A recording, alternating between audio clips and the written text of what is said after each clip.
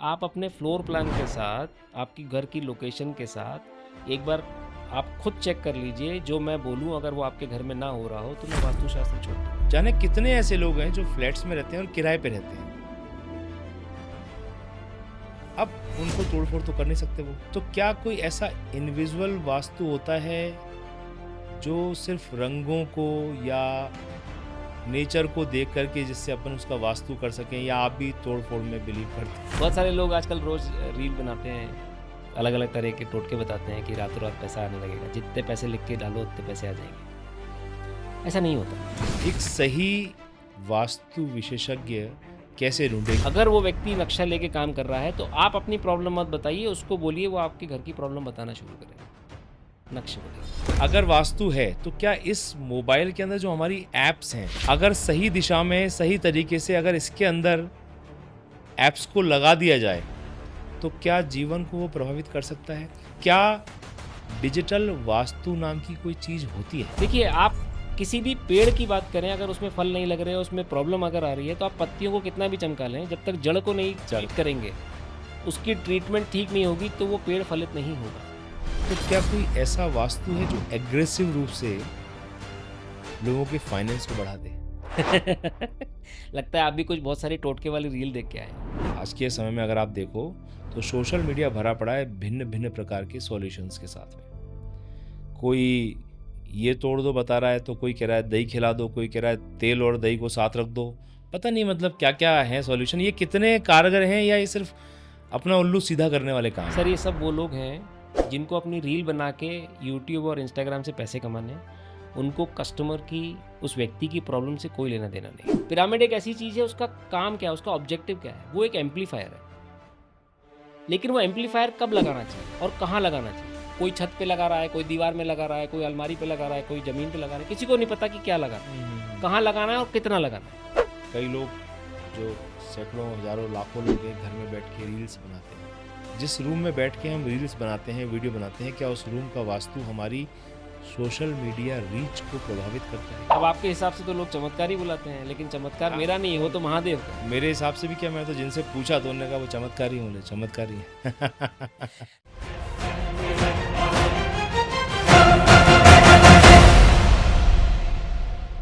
दोस्तों नमस्कार, मैं हूं डॉक्टर शैलेंद्र सिंह और आपका बहुत-बहुत स्वागत है हमारे premium podcast the Mat Tales में। द मैट टेल्स, जहां हम बातें करते हैं ऐसे लोगों से जिन्होंने अपने कार्यों से लोगों के जीवन में और समाज में एक परिवर्तन लाया हुआ होता है। द मैट टेल्स में मैट का फुल फॉर्म ही है मेक अ डिफरेंस।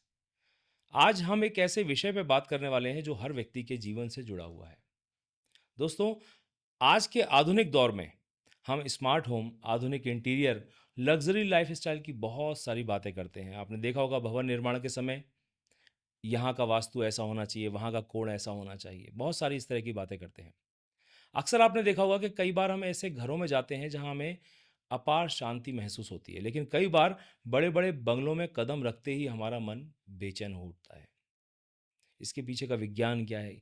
क्या कोई विज्ञान है या कुछ और है? क्या रहस्य है? इन सभी बातों से पर्दा उठाने के लिए आज हमारे बीच में एक ऐसी शख्सियत मौजूद हैं जिन्हें लोग चमत्कारी कहते हैं। चमत्कारी क्यों? क्योंकि इनके पास जीवन से जुड़े हर विषय का, हर समस्या का समाधान है, जादू टोना और तंत्र मंत्र छोड़ करके। तो एक ऐसे चमत्कारी व्यक्ति हैं, एक ऐसे वास्तु विशेषज्ञ हैं जिन्होंने अपना पूरा जीवन लगभग 2 दशक से अधिक ऊर्जा के विज्ञान में लगा दिया है, उसको समझने में, उसके समाधानों में लगा दिया है।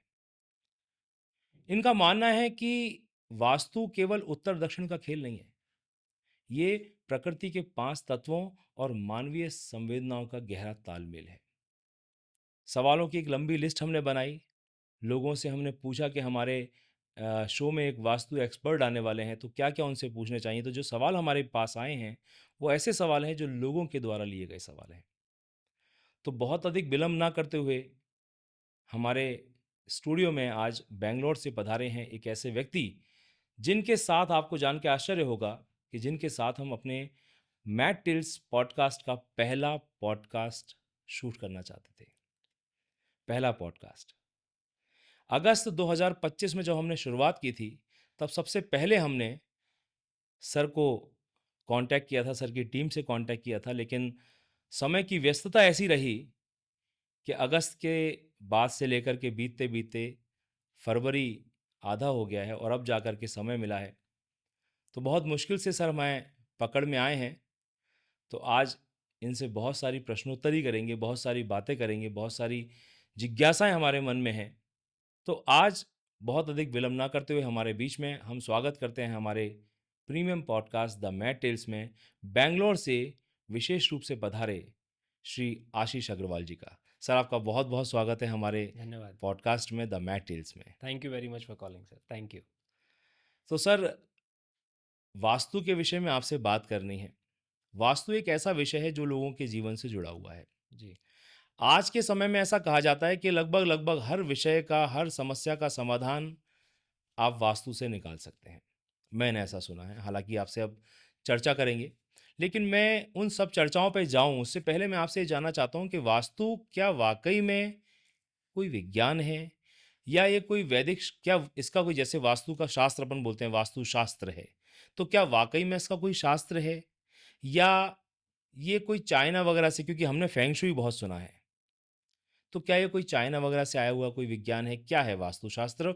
और क्या ये लोगों के जीवन को प्रभावित करता है? क्या इम्पैक्ट डालता है? जी, तो मैं स्टार्ट करता हूँ आपके सवाल का पहला भाग कि वास्तु क्या शास्त्र से है कि चाइना से है। जी, सबसे पहली बात ये है कि वास्तु शास्त्र वो अपने आप में एक शब्द वो ये कहानी कहता है कि ये हमारा एक ऐसा शास्त्र है जो हजारों साल से हमको दिया गया है। ये विद्या भगवान महादेव की दी हुई है। ये विद्या बनाई इसलिए है कि व्यक्ति अपने लिए एक वास करने योग्य स्थान बना सके, एक ऐसे भवन का निर्माण कर सके जिससे कि उसके जीवन में हेल्थ, वेल्थ, प्रॉस्पेरिटी वो सारी चीज़ें उसको प्राप्त हो जो वो जीवन में चाहता है।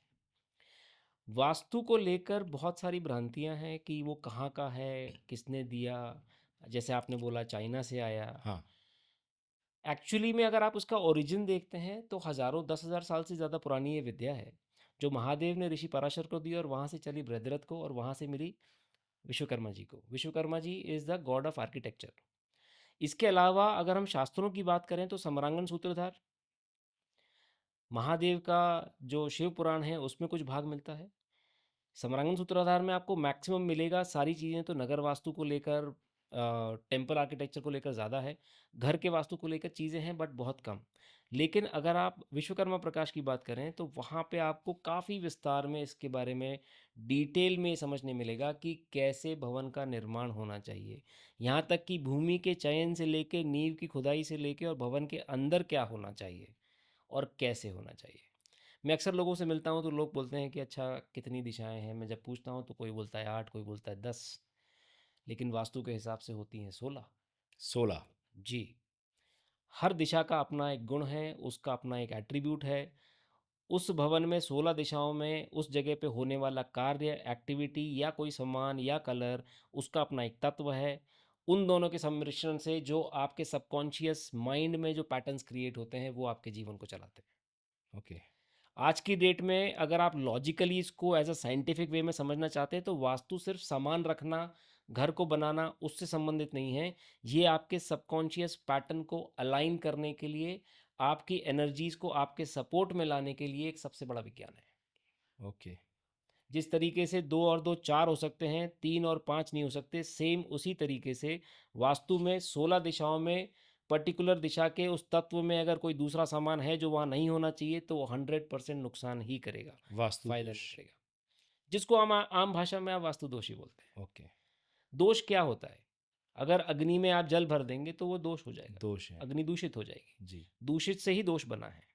हाँ, अग्नि का भंग हो जाना, या तो मिट्टी डालेंगे तो भंग हो जाएगी या पानी डालेंगे तो भंग हो जाएगी। हाँ, मतलब उसके मूल तत्व से कुछ भी करेंगे हट के तो वो और पूरा जीवन हर व्यक्ति का पंच तत्वों से ही बना है। जी, आप, मैं, ये दुनिया के सभी लोग पंच तत्व से बने हैं। अब इसी पंच तत्व को भगवान ने जो इस विद्या का निर्माण करके हमें दिया है इंसानों को, उसके हिसाब से अगर हम देखें तो हर भवन की 16 दिशाएं होती हैं जिसमें वो पंच तत्वों में बटी हुई हैं। अब वो चाहे ऑफिस हो, फैक्ट्री हो, घर हो, क्लिनिक हो, डिपेंड्स, लेकिन वो 16 दिशाएं हैं।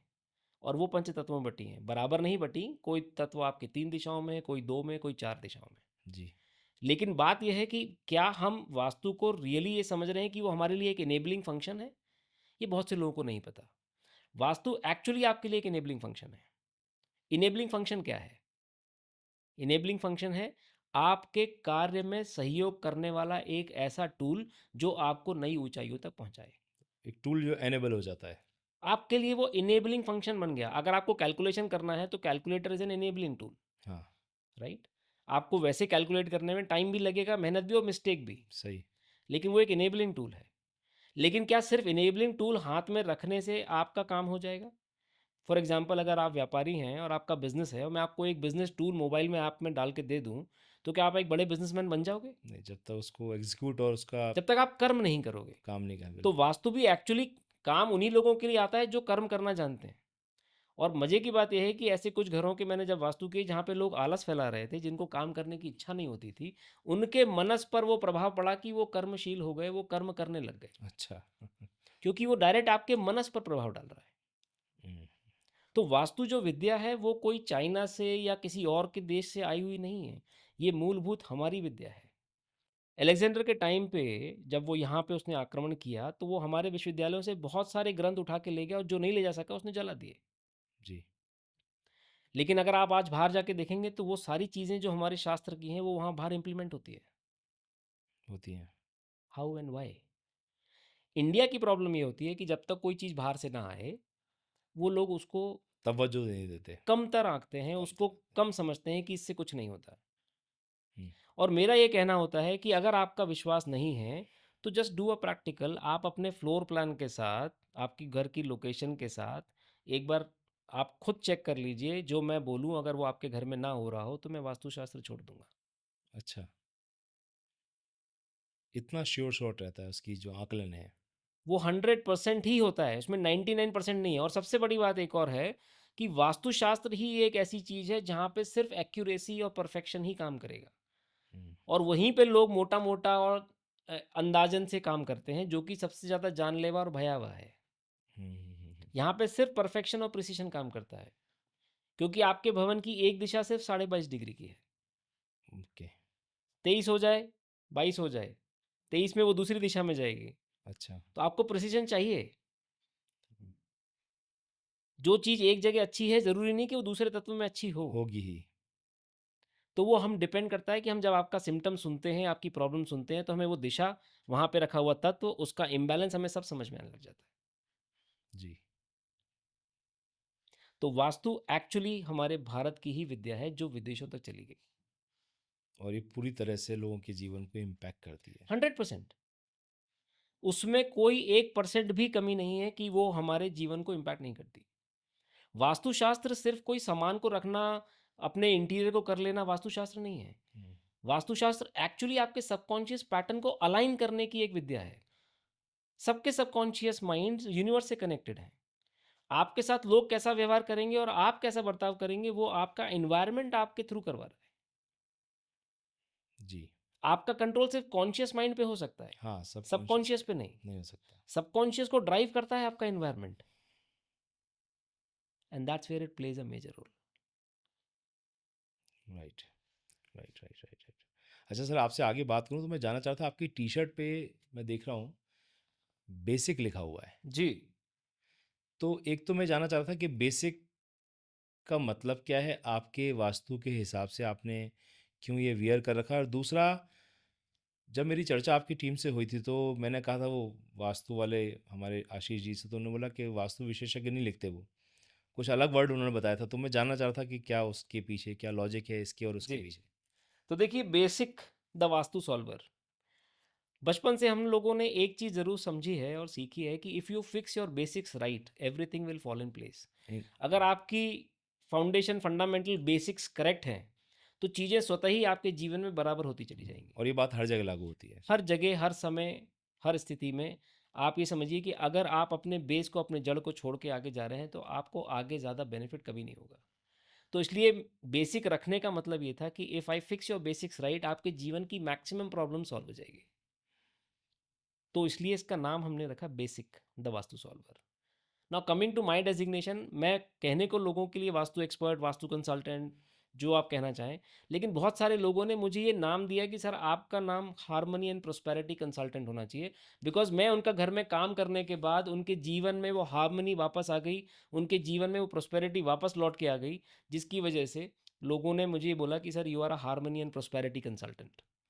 तो फिर मैं अपना जो डेज़िग्नेशन है वो मैं वास्तु एक्सपर्ट की जगह हार्मनी एंड प्रोस्पेरिटी कंसल्टेंट कहलाना ज़्यादा पसंद करता हूँ, क्योंकि it helps me to further reiterate in my mind कि okay, I am here to bring harmony and prosperity in your life.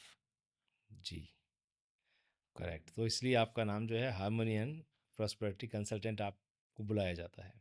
जी, अब आपके हिसाब से तो लोग चमत्कार ही बुलाते हैं, लेकिन चमत्कार हाँ, मेरा नहीं है, वो मतलब तो महादेव का है। मेरे हिसाब से भी क्या, मैंने तो जिनसे पूछा तो उन्होंने कहा वो चमत्कार ही बोले, चमत्कार ही है।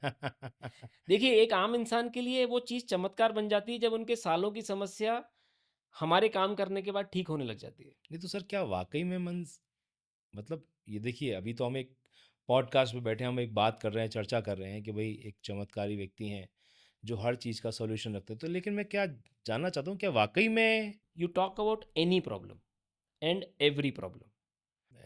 उदाहरण के तौर पे यदि मान के चलिए किसी व्यक्ति की शादी को अनेक वर्ष हो गए, 10 साल हो गए, 15 साल हो गए, 20 साल हो गए, उनके यहाँ बेबीज़ नहीं है। जी। उसका संबंध वास्तु से कैसे हो सकता है सर? क्योंकि क्योंकि हो सकता है उसने उस 20 सालों में 5 मकान बदले हों, तो कैसे संबंध हो सकता है? देखिए, एक बात मैं बता दूँ, ये सब आपके इनफैक्ट आपके सभी व्यूअर्स को पता होना चाहिए कि हर व्यक्ति का जीवन 2 फैक्टर पर चलता है, फिक्स्ड एंड वेरिएबल, जिसको जी। हम आम भाषा में, हमारी भाषा में हम पुरुष और प्रकृति बोलते हैं, ठीक है? एक होती है फिक्स्ड और एक होती है वेरिएबल। फिक्स्ड वो है जब आप जन्म लेते हैं तो उस समय आपके कुछ ग्रह हैं जिस समय वो जहाँ बैठे हुए हैं आपके हॉरोस्कोप चार्ट में, हुँ, आपकी कुंडली में, उनकी अपनी एक चाल है, उनकी अपनी एक गति है, उनकी अपनी एक दृष्टि है और वो अपना एक प्रभाव देते हैं। वो आपके जीवन को 20% गवर्न करते हैं। एनवायरमेंटल एक फैक्टर है जो आपके 80% ऑफ लाइफ गवर्न कर रहा है। अब आपने बोला कि किसी के 10, 15, 20 साल हो गए, ठीक? उसने 10 घर बदल लिए, 5 घर बदल लिए। इम्पॉर्टेंट ये है कि आपके पास जो वेरिएबल फैक्टर आपके कंट्रोल में है, जिसको हम एनवायरमेंटल बैलेंस बोल रहे हैं वास्तु के थ्रू, वो आपके हाथ में है कंट्रोल करना। लेकिन अगर हम वो 20% वाला फैक्टर अगर हम देखते हैं कि अगर उस व्यक्ति की कुंडली में संतान योग नहीं है, जी। तो यहाँ पर वास्तु के वेरिएबल फैक्टर को आप ट्रिगर कर सकते हैं। फिर आप आईवीएफ जाएँ और कुछ करें और आप एक जो एक्चुअली नेचुरल नहीं है process, then still you can become a parent. लेकिन काफ़ी लोग ऐसे मिले हैं मुझे जिन्होंने आईवीएफ करने के बाद भी उनको कंसीव नहीं हुआ। हाँ, बहुत सारे हैं ऐसे। तो उसका रीज़न क्या होता है? आपके उस भवन में एक देवता होते हैं द्वारिक, जिनका काम है बीइंग अ गार्ड। उस गर्भ को ठहराने के लिए उस गार्ड की सख्त आवश्यकता होती है। अच्छा। और एक होते हैं प्रजन्य देवता, जिनका काम है जो है नई उत्पत्ति के कारक। हुँ, अगर वो ठीक ना हो, तो भी नई उत्पत्ति में दिक्कत होती है। और इसके साथ होते हैं आपके पितृ देवता, जो साउथ वेस्ट में होते हैं। उनका आशीर्वाद भी संपूर्ण तरह से ज़रूरी है। तो वास्तु में वैसे 16 दिशाओं के अलावा 45 देवता होते हैं। जी। हर देवता का अपना एक फंक्शन है। वो फंक्शनैलिटी अगर डिस्टर्ब होगी तो वहाँ रहने वाले लोगों के मनस पर एक अलग प्रभाव होगा। तो कुछ घरों में आपने देखा हो कि कोई व्यक्ति एडिक्टेड हो जाता है, एडिक्शन बढ़ जाता है। जी। बिना बात के टेंशन हो जाती है। कुछ घरों में देखा तो मेहनत के हिसाब से फल नहीं मिल रहा है। कहीं पे अर्ली डेथ्स हो जा रही हैं, कहीं पे फायर एक्सीडेंट हो रहे हैं। हुँ, क्यों? वो सब इम्बैलेंस ऑफ एनर्जीज़ है। मतलब एनर्जीज़ तो हैं लेकिन इम्बैलेंस है। बिल्कुल। अब फॉर एग्ज़ाम्पल अगर किसी का मुख्य द्वार साउथ वेस्ट में है, जहाँ पर हम लोग अक्सर ये बोलते हैं कि भई साउथ वेस्ट के द्वारों पे हम हमेशा कंस्ट्रक्शन करवाते हैं। हुँ, क्यों? क्योंकि वो ऊर्जा शक्ति हमको कंट्रोल में चाहिए। अगर वो आउट ऑफ कंट्रोल हो जाएगी तो वो विनाश लेके आएगी। जी। जैसे S5, S6, S7, S8 और W1 ये 5 द्वार ऐसे हैं जिसमें सिर्फ़ और सिर्फ़ द्वार होना चाहिए। अच्छा, S5 है यम का द्वार। मतलब वहाँ द्वार नहीं होना चाहिए। हाँ, अच्छा, क्योंकि वो आउट ऑफ कंट्रोल हो जाएगी एनर्जी, अगर वहाँ मुख्य द्वार हो गया तो। मुख्य द्वार या कोई भी द्वार? नहीं, नहीं, मुख्य द्वार, घर के मुख्य द्वार की बात हो रही है। ओके। इंटरनल रूम्स के जो द्वार हैं वो तो आपके उसी एनर्जी फ़ील्ड के अंदर हैं। आप बाहरी दुनिया से जब कनेक्ट कर रहे हैं, अपने घर में प्रवेश कर रहे हैं, बाहर जा रहे हैं, वो मुख्य द्वार अगर आपका इस S5, S6, S7, S8 और W1 में है, तो वो हमेशा प्रॉब्लम देगा। उस एनर्जी फ़ील्ड को कंट्रोल में रखने के लिए वहाँ दीवार बनाई जाती है। ओके। मैं S5 का एग्जांपल इसलिए दे रहा हूँ क्योंकि यम का जो द्वार है और यमराज आउट ऑफ कंट्रोल हो जाए तो वो दवाई लाते हैं। ये हुँ, एक आम आदमी को बहुत आसानी से समझ में आ सकता है। लेकिन अगर मैं किसी दूसरे देवता की बात करता हूँ, चाहे वो भृंगराज हो, चाहे वो मेघा हो, चाहे वो पितृ हो, कोई भी देवता हो, वो उनको उतना नहीं क्लिक करेगा क्योंकि वो बात उनको कोरिलेट नहीं होगी, वो हमारा मैटर है। हुँ, तो इसलिए कुछ द्वारों का बंद होना, कुछ पदों का बंद रहना ही श्रेयस्कर है। ओके। हर देवता का अपना एक काम है देने का। नॉर्थ ईस्ट में एक देवता होते हैं भुजंग देवता, उनका काम है हीलिंग करने का। भुजंग देवता, भुजंग, अच्छा, वो हीलिंग के कारक हैं। ओके। अगर किसी के यहाँ पे भी प्रॉब्लम है, दवाइयाँ नहीं लग रही हैं, नॉर्थ ईस्ट देखना बहुत ज़रूरी है। तो जैसे अभी आपने मुझे बताई सारी कि भई ये देवता हैं या वो देवता हैं, तो ये एक्चुअल में माइथोलॉजिकल थिंग्स अभी सुनने में ज़्यादा लग रही हैं, तो इसका कोई विज्ञान से भी संबंध है? सर देवता का मतलब क्या है? देवता मतलब जो दे, हमारे परिभाषा में हम उसको देवता बोलते हाँ, हैं। देवता, जो देने वाला हो, जिसका हुँ, काम है देना, जी, वो देवता है। नहीं तो अगर हम उन 45 देवता एनर्जी फील्ड्स की बात करें तो उसमें कुछ असुर हैं और कुछ देव हैं। जी, लेकिन हम उन सबको देवता कैटेगरी में इसलिए रखते हैं क्योंकि वो सब कुछ ना कुछ आपको दे रहे हैं, आपके जीवन में ऐड कर रहे हैं। चाहे सुख हो या दुःख हो। नहीं, इट इज़ इमैटेरियल, उसका काम है देना। परेशानी है तो भी वो दे ही रहा है और अगर सुख है तो भी वो दे हाँ, रहा है। वही, अगर वो एनर्जी फील्ड इम्बैलेंस है तो वो आपकी लाइफ में इम्बैलेंस क्रिएट कर रहा है। राइट, तो इसलिए हम उन एनर्जी फील्ड्स को बहुत अच्छे से समझते हैं क्योंकि आपकी जो प्रॉब्लम है वो हमें बताती है कि हमें कौन सी एनर्जी फील्ड को देखना है। ओके, क्योंकि आप जब अपनी प्रॉब्लम डिफाइन कर रहे होते हैं तो आपके सबकॉन्शियस से वो प्रॉब्लम बाहर आ रही होती है, तो हमें आपके सबकॉन्शियस पैटर्न की अलाइनमेंट पता चलती है कि आप कौन सी डायरेक्शन के इम्बैलेंस की बात कर रहे हैं। ओके, इसीलिए ये सिर्फ और सिर्फ साइंस है। इसमें कोई मिथ नहीं है, कोई भ्रम नहीं है, कोई भी ऐसा जो लोग बोलते हैं ना कि आप अंधविश्वास फैला रहे हो, जी, ऐसा कुछ भी नहीं है। इसीलिए हम जब किसी से बात करते हैं तो पहले हम उसकी प्रॉब्लम को डायग्नोस करते हैं। हम सिर्फ सिंपल सुन के उसको हवा में कोई भी एक अ, होता है ना कि इंसान बोले अच्छा ऐसा है तो आप वहाँ पे कुछ ये रख दो, ये कर लगा लो, दो, ये कर ये लो, हुँ, वो नहीं करते। क्योंकि हम किसी के जीवन के साथ खिलवाड़ करेंगे अगर ऐसा किया तो। हमारा काम है सिर्फ एक्यूरेसी एंड परफेक्शन। हाँ, इसी विषय पे मेरा अगला सवाल भी यही था कि मतलब मैंने भी एक एक मेरे परिचित हैं, खंडेलवाल जी करके हैं। वो मैंने देखा है कि पिछले 4-5 साल में कम से कम 5-6 बार घर तुड़वा सके, कहीं यहाँ से तुड़वाते हैं कुछ, कहीं कहीं से दीवार उठाते हैं, कहीं कहीं से कुछ तुड़वाते हैं, कहीं कहीं कुछ कराते हैं। कई लोगों से उन्होंने कंसल्ट किया है। अब मेरा जो सवाल है वो इस बात से जुड़ा हुआ है कि अब आज के समय में हाई राइजिंग बिल्डिंग का चलन आ गया है, फ्लैट्स में लोग रहते हैं। चलिए फ्लैट्स में रहते हैं वो भी एक सेकेंडरी चीज़ हो गई। जाने कितने ऐसे लोग हैं जो फ्लैट्स में रहते हैं और किराए पे रहते हैं। अब उनको तोड़-फोड़ तो कर नहीं सकते वो। तो अगर वहाँ मान के चलिए क्योंकि हर व्यक्ति जो किराए से मकान लेता है वो वास्तु देख कर के तो लेगा नहीं, वो तो लेगा, उसको रहना है लेगा। तो क्या कोई ऐसा इनविजिबल वास्तु होता है जो सिर्फ़ रंगों को या नेचर को देख कर के जिससे अपन उसका वास्तु कर सकें या आप भी तोड़-फोड़ में बिलीव करते हैं? देखिए मैं आपको इस सवाल का जवाब मैं 2-3 अलग-अलग भाग में दूँगा क्योंकि इसमें बहुत सारी चीज़ें आपने एक साथ पूछी हैं। जी, सबसे पहली बात ये है कि व्यक्ति चाहे किराए के घर पे रहे, खुद के घर पे रहे, लीज़ पे रहे, किसी का घर लेकर वैसे ही फ्री में रहे, वास्तु उसके नेट यूज़ेबल एरिया के हिसाब से उसकी लाइफ़ को इम्पैक्ट करेगा। जी, तो चाहे वो किराए के घर में रहने वाला है, तो भी उसको वास्तु चेक करवा के वो घर लेना चाहिए क्योंकि वहाँ से उसका जीवन गवर्न होने वाला है।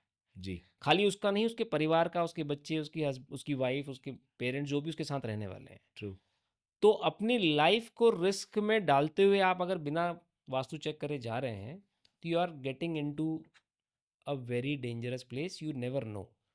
भाग्य से आपको अच्छा घर मिलेगा, बहुत अच्छी बात है। बट आजकल मैं जितने घर देख रहा हूँ बिल्डर्स जो बनाते हैं, वो बोलते ज़रूर हैं वास्तु ऑस्पिशियस लेकिन वहाँ पे कुछ भी वास्तु ऑस्पिशियस होता नहीं है। अच्छा, जी, क्योंकि वो कभी भी पदों के हिसाब से द्वार नहीं निकालते, टॉयलेट्स गलत जगह बनाते हैं, किचन गलत जगह बनाते हैं, बेडरूम की पोज़ीशन ऐसे रखते हैं कि आप जब वहाँ सोएँ तो वो आपको नेगेटिव इम्पैक्ट ज़्यादा देगा क्योंकि वहाँ पर उतनी जगह ही नहीं छोड़ी। सबसे इम्पोर्टेंट क्या है? वास्तु करने के लिए आपको ज़रूरी नहीं कि तोड़-फोड़ ही करना हो। तो आपका जो दूसरा भाग है सवाल का, हुँ, उसमें आपको मैं ये बताऊँ कि जब हम वास्तु करते हैं, तो सिर्फ़ 2% केसेज़ में ही हम कंस्ट्रक्शन सिविल वर्क करते हैं। वो 2% केसेज़ क्या हैं? जैसे मैंने आपको पहले बताया कि साउथ वेस्ट में, साउथ वेस्ट में S5 से W1 तक अगर द्वार किसी का है, जी। तो पहला प्रेफ़रेंस होता है कि उस व्यक्ति के घर पर, वहाँ पर उस द्वार को बंद किया जाए। अगर अपार्टमेंट है और दूसरा द्वार नहीं निकाल सकते, तो हमारी सीधी सलाह ये होती है कि इस घर का हम उपाय नहीं कर सकते, क्योंकि इसका इलाज नहीं हो सकता। बहुत सारे लोग मार्केट में जाते हैं कि हम इसका द्वार का ट्रीटमेंट कर देंगे, आपको हम क्रिस्टल पिरामिड लगा के एनर्जाइज़ कर देंगे। वो सिर्फ़ अपना पैसा वेस्ट करते हैं, लेकिन कभी किसी को इलाज नहीं मिलता। ओके, तो वो 2% केसेज़ में हमारी राय ये होती है कि अगर आप इसका ट्रीटमेंट नहीं कर सकते, तो बेटर है कि आप अपना घर चेंज कर दो, बजाय आप जीवन में बर्बादी लेके आओ तो। सही बात है। उसी तरीके से नॉर्थ ईस्ट में अगर किचन और टॉयलेट है, तो वहाँ पर भी एक ही इलाज है, कंस्ट्रक्शन एंड सिविल वर्क। अगर कुकटॉप आपका रखा हुआ है, तो उसको आप शिफ्ट कर लो, लेकिन अगर टॉयलेट सीट है, तो उसको हम तोड़ के प्लेन करके जगह को री एनर्जाइज़ करते हैं। अच्छा, काफ़ी घरों में मैंने वो हटवा के री एनर्जाइज़ करके मैंने उसमें वहाँ पे मंदिर रखवाया है और उनकी लाइफ़ चेंज हो गई। अब ये सुनने में अजीब लगेगा कि यार वहाँ पहले टॉयलेट बना था, अब तुमने मंदिर रखवा दिया। मंदिर वही मैं सोच रहा था ये कि टॉयलेट रखने के बाद डायरेक्ट मंदिर नहीं रखा।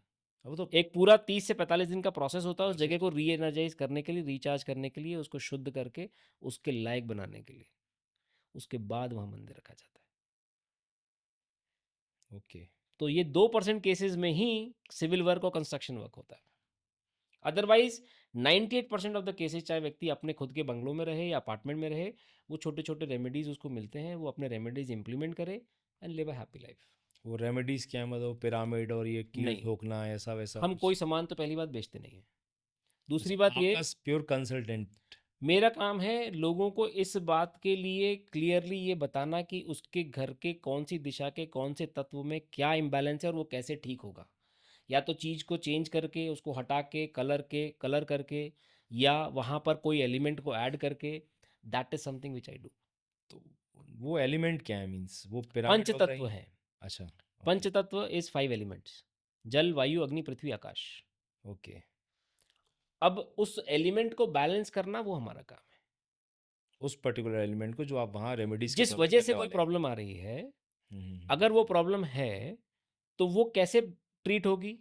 या तो एलिमेंट ऐड करके होगी, या उसको बैलेंस करके होगी, या वहाँ पे कोई सामान तकलीफ दे रहा है तो उसको हटा के होगी, या उसको उसकी जगह कोई दूसरा बेटर ऑब्जेक्ट लगा के होगी। वो डिसीजन तब लिया जाता है जब हम उसके घर के नक्शे को देखते हैं और वहाँ पे क्या है जो वो इम्बैलेंस क्रिएट कर रहा है। बिना जाँचे, बिना परखे हम कोई ना रेमेडी बताते हैं। भले ही हमें बात करते समय ये पता चलता है कि कौन-सी दिशा में किस तत्व के इम्बैलेंस की बात कर रहा है। लेकिन जब तक नक्शा सामने नहीं होता, हम कभी भी व्यक्ति को कोई भी ट्रीटमेंट नहीं देते, ओके, क्योंकि ये उसके पूरे परिवार के जीवन का सवाल है। सही बात है। आदमी भरोसा करके आ रहा है ना अल्टीमेटली कि एक यस, समस्या में है, यस, आज जा क्यों रहा है आदमी यस, वास्तु विशेषज्ञ के पास कि समस्या में है और ये व्यक्ति समस्या हमारी सुलझाएगा। यस। और मैंने देखा है सर मतलब आज के समय में अगर आप देखो तो सोशल मीडिया भरा पड़ा है। आज के समय में अगर आप देखो तो सोशल मीडिया भरा पड़ा है भिन्न-भिन्न प्रकार के सॉल्यूशंस के साथ में। कोई ये तोड़ दो बता रहा है तो कोई कह रहा है दही खिला दो, कोई कह रहा है तेल और दही को साथ रख दो। पता नहीं मतलब क्या-क्या हैं सॉल्यूशन ये कितने कारगर हैं या ये सिर्फ़ अपना उल्लू सीधा करने वाले काम सर, हैं? ये सब वो लोग हैं जिनको अपनी रील बना के यूट्यूब और इंस्टाग्राम से पैसे कमाने हैं। उनको कस्टमर की, उस व्यक्ति की प्रॉब्लम से कोई लेना-देना नहीं है। मुझे पता है ये बात सुन के बहुत सारे लोगों को बुरा लगेगा कि आप हमारी दुकान बंद कर रहे हो। लेकिन देखिए, वो व्यक्ति जो भी गलत कर रहा है ना, उसको और उसके परिवार तक ये कर्म का फल जाता है। ओके, ये मैंने कई लोगों को देखा है। अगर आप कुछ कर्म गलत करोगे, तो वो फसल यहीं काटनी पड़ेगी और आपके साथ-साथ आपके आने वाली पीढ़ी, आपके बच्चे, आपका परिवार भी भुगतता है। अच्छा, यस। तो अगर आप गलत करोगे तो 100% आपको भोगना ही है। हमारा सिंपल सिद्धांत है, अगर आपकी प्रॉब्लम सॉल्वेबल है, तो आपको उसी समय उस ऑडिट कॉल में हम बता देते हैं कि आपके इस घर का ट्रीटमेंट में कोई तोड़-फोड़ होगी, नहीं होगी, कितना समय लगेगा। उसमें रेमेडीज़ डिस्कस नहीं होती, लेकिन आपकी प्रॉब्लम कैसे सॉल्व होगी या उसमें क्या होने वाला है, उस आधे घंटे के ऑडिट कॉल में हम पूरी डिटेल देते हैं, ताकि सामने वाला कंसल्टेशन फ़ी देने से पहले ये समझ जाए कि भई मुझे आगे कंसल्टेशन करना है, मैं अपनी प्रॉब्लम रियली सॉल्व करना चाहता हूँ और मुझे क्या करना पड़ेगा। ओके। तब वो अपना माइंड सेट करके फिर वो कंसल्टेशन फ़ी दे, उसके बाद फिर वो आगे कंसल्टेशन करे। तो हमारा ऑब्जेक्टिव ये नहीं कि पहले फ़ीस ले लो, फिर बाद में उसको डराओ, फिर उसको बोलो अब नहीं हो सकता, उसके पैसे भी चले जाएँ। हुँ, हुँ, हुँ, हुँ, हुँ, हुँ। हमारा ऑब्जेक्टिव एकदम क्लियर है। You know first and then you decide. उस नो फर्स्ट के लिए क्या कोई फ़ीस वग़ैरह लेते हैं? जी हाँ। क्योंकि मैंने देखा आपका वीडियो वायरल होता है, अभी अब आपका भी लाखों लोगों ने आपका वीडियो देखा। अब नेचुरल सी बात है, जब कोई रेमेडी बताता है या कोई सॉल्यूशन बताता है, समस्या हर एक के जीवन में है। जी, तो जब कोई समस्या बताता है, तो जब लाखों लोग तक वो वीडियो पहुँचती है, तो हज़ारों लोगों के मैसेज और फ़ोन्स भी पहुँचते होंगे। जी, कोई ना कोई आपका नंबर होगा उसके अंदर, बिल्कुल। टीम का आपकी। तो हर कोई सोचता है कि हम पूछ लें, जी, ये हमें कुछ बता देंगे। जी। तो क्या वो जो आपका आधे घंटे का जो आपका कॉल है, वो चार्जेबल है या क्या रहता है देखिए इसमें? क्या है इस केस में, जैसे आपने अभी जो बताया, जब लोग कॉल करते हैं, उसमें सबसे पहले आप ये समझिए कि जैसे आप किसी स्पेशलिस्ट डॉक्टर से मिलने जाते हैं, तो आपको पहले उससे मिलने के लिए 10 मिनट, 15 मिनट जो भी आप अपनी प्रॉब्लम्स बताने जा रहे हैं, पहले आप एक कंसल्टेशन बुक करते हैं। उसी तरीके से हमारा भी एक नॉमिनल फ़ी होता है, वो एक 10 मिनट का वास्तु क्लैरिफ़िकेशन कॉल। वो एक बहुत नॉमिनल चार्ज पे होता है। वो क्यों रखा गया है? उसके 2 रीज़न हैं। एक वो कि व्यक्ति वो आए, जो रियली अपनी लाइफ़ की प्रॉब्लम को सॉल्व करने के लिए दृढ़ संकल्प है कि मुझे जो भी हो ये प्रॉब्लम सॉल्व करना है। अगर वो व्यक्ति सोचता है कि मुझे फ्री में कोई ज्ञान मिले, तो फ्री में जनरल एडवाइस मार्केट में बहुत मिलती है, लेकिन उससे प्रॉब्लम सॉल्व नहीं होती। वो सिर्फ़ फालतू का ज्ञान है कि किसी ने बोला मोटा-मोटा कुछ कर लो। तो वो एक तरह का फ़िल्टर है कि वो व्यक्ति आए, भई इट्स ये। Not a filter, it is more about how serious you are. आप अपनी प्रॉब्लम को ठीक करने के लिए रियली कितना सीरियस हो। हुँ, हुँ, तो हुँ, वो 10 मिनट का कॉल उस बात को डिस्कस करने के लिए होता है कि आप अपनी प्रॉब्लम जो बता रहे हो, मैं उसके साथ और कुछ क्रॉस क्वेश्चन करूँगा, ताकि आपकी उस केस की एक बेस तैयार होगा, क्योंकि ये किन डायरेक्शंस के कॉम्बिनेशन की बात हो रही है। लेकिन उस 10 मिनट के कॉल में हम ना रेमेडीज़ बात करते हैं, या हम कोई और डिस्कशन करते हैं। उस 10 मिनट के कॉल में 2-3 चीज़ें बहुत स्पेसिफिक होती हैं कि आगे आने वाले टाइम में या तो वो डायरेक्ट कंसल्टेशन ले सकता है, या फिर वो वास्तु ऑडिट कॉल पे जा सकता है। हम कुछ केसेस में स्पेसिफिकली मैं खुद लोगों को बोलता हूँ कि अभी आप कंसल्टेशन बुक मत कीजिए, क्योंकि यहाँ पे कुछ क्लैरिफिकेशन मुझे भी चाहिए। जब तक मैं आपका नक्शा नहीं देखूंगा, मैं नहीं चाहता कि आप अपने पैसे लगाओ। आप सिर्फ पहले क्लैरिफिकेशन कॉल बुक करो। उसके चार्जेस भी हैं। डेफिनेटली उसके भी चार्ज हैं, लेकिन वो वाले जो ऑडिट कॉल के चार्जेस हैं, वो आपके कंसल्टेशन चार्ज में एडजस्ट हो जाते हैं। अगर आप 10 डेज में वापस आते हैं कि मुझे कंसल्टेशन करना है, तो आपका पैसा वेस्ट नहीं होता।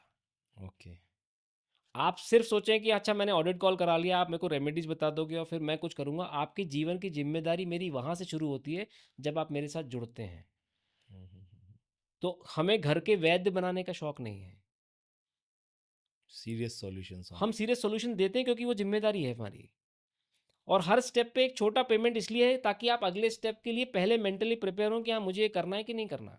मैं आपसे डायरेक्ट कंसल्टेशन फ़ी भी ले सकता हूँ, लेकिन अगर आपको नहीं करना हुआ तो आपके पैसे डूब जाएँगे। हुँ, तो मेरा इंटरेस्ट आपके पैसे से ज़्यादा आपकी प्रॉब्लम सॉल्व करने पर है।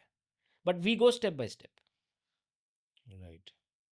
उसके बाद जब हम ऑडिट कॉल पे डिसाइड कर लेते हैं कि ओके, आपकी ये प्रॉब्लम इतने समय में ठीक होगी और इसमें ये होगा, तोड़-फोड़ होगी, नहीं होगी। वो सारी डिस्कशन होने के बाद फिर वो व्यक्ति डिसाइड करता है कि अच्छा मुझे कंसल्टेशन करना है, या मैं अभी करने के लिए रेडी नहीं हूँ, मैं बाद में देखता हूँ। अब मेरी फ़ीस क्यों लगती है? When you meet some expert, आप जब उसका टाइम लेते हो, उस टाइम की एक वैल्यू है। जी। आइडियली मेरी फ़ीस बहुत ज़्यादा है, लेकिन we have divided that into different parts, ताकि लोगों को वो सुविधा हो। हज़ारों कॉल आते हैं, हज़ारों मैसेज आते हैं, लोगों की एक्सपेक्टेशन होती है कि फ्री में हमें कुछ पता चले। उसके लिए वो लोग मेरा यूट्यूब चैनल सब्सक्राइब करके फ्री में सारा चीज़ वो देख सकते हैं। जी। लेकिन जब कंसल्टेशन की बात आती है, तो then you are discussing your personal problem with me directly, and I am asking multiple relevant cross question to find out the real root cause. तो that is one to one Yes, consultant. Okay. it is one to one, and that's why those are paid, definitely. because it has a big responsibility on me। हुँ, हुँ, हुँ, हुँ। एक बहुत बड़ी ज़िम्मेदारी होती है जब हम किसी के जीवन के बारे में बात कर रहे होते हैं। सही बात है सर। एक चीज़ मैं जानना चाह रहा था, मेरे मन में आई थी कि जैसे वी आर हिंदूज़, हुँ, और हम हिंदू हैं, तो हमारे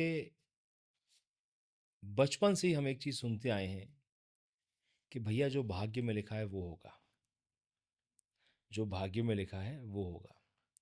अब सर से मेरा सवाल ये है कि अगर जो भाग्य में लिखा है वो होगा, भाई आदमी किस्मत लिखा के आ गया, इसका मतलब ये है कि भाग्य लिखा के आ गया।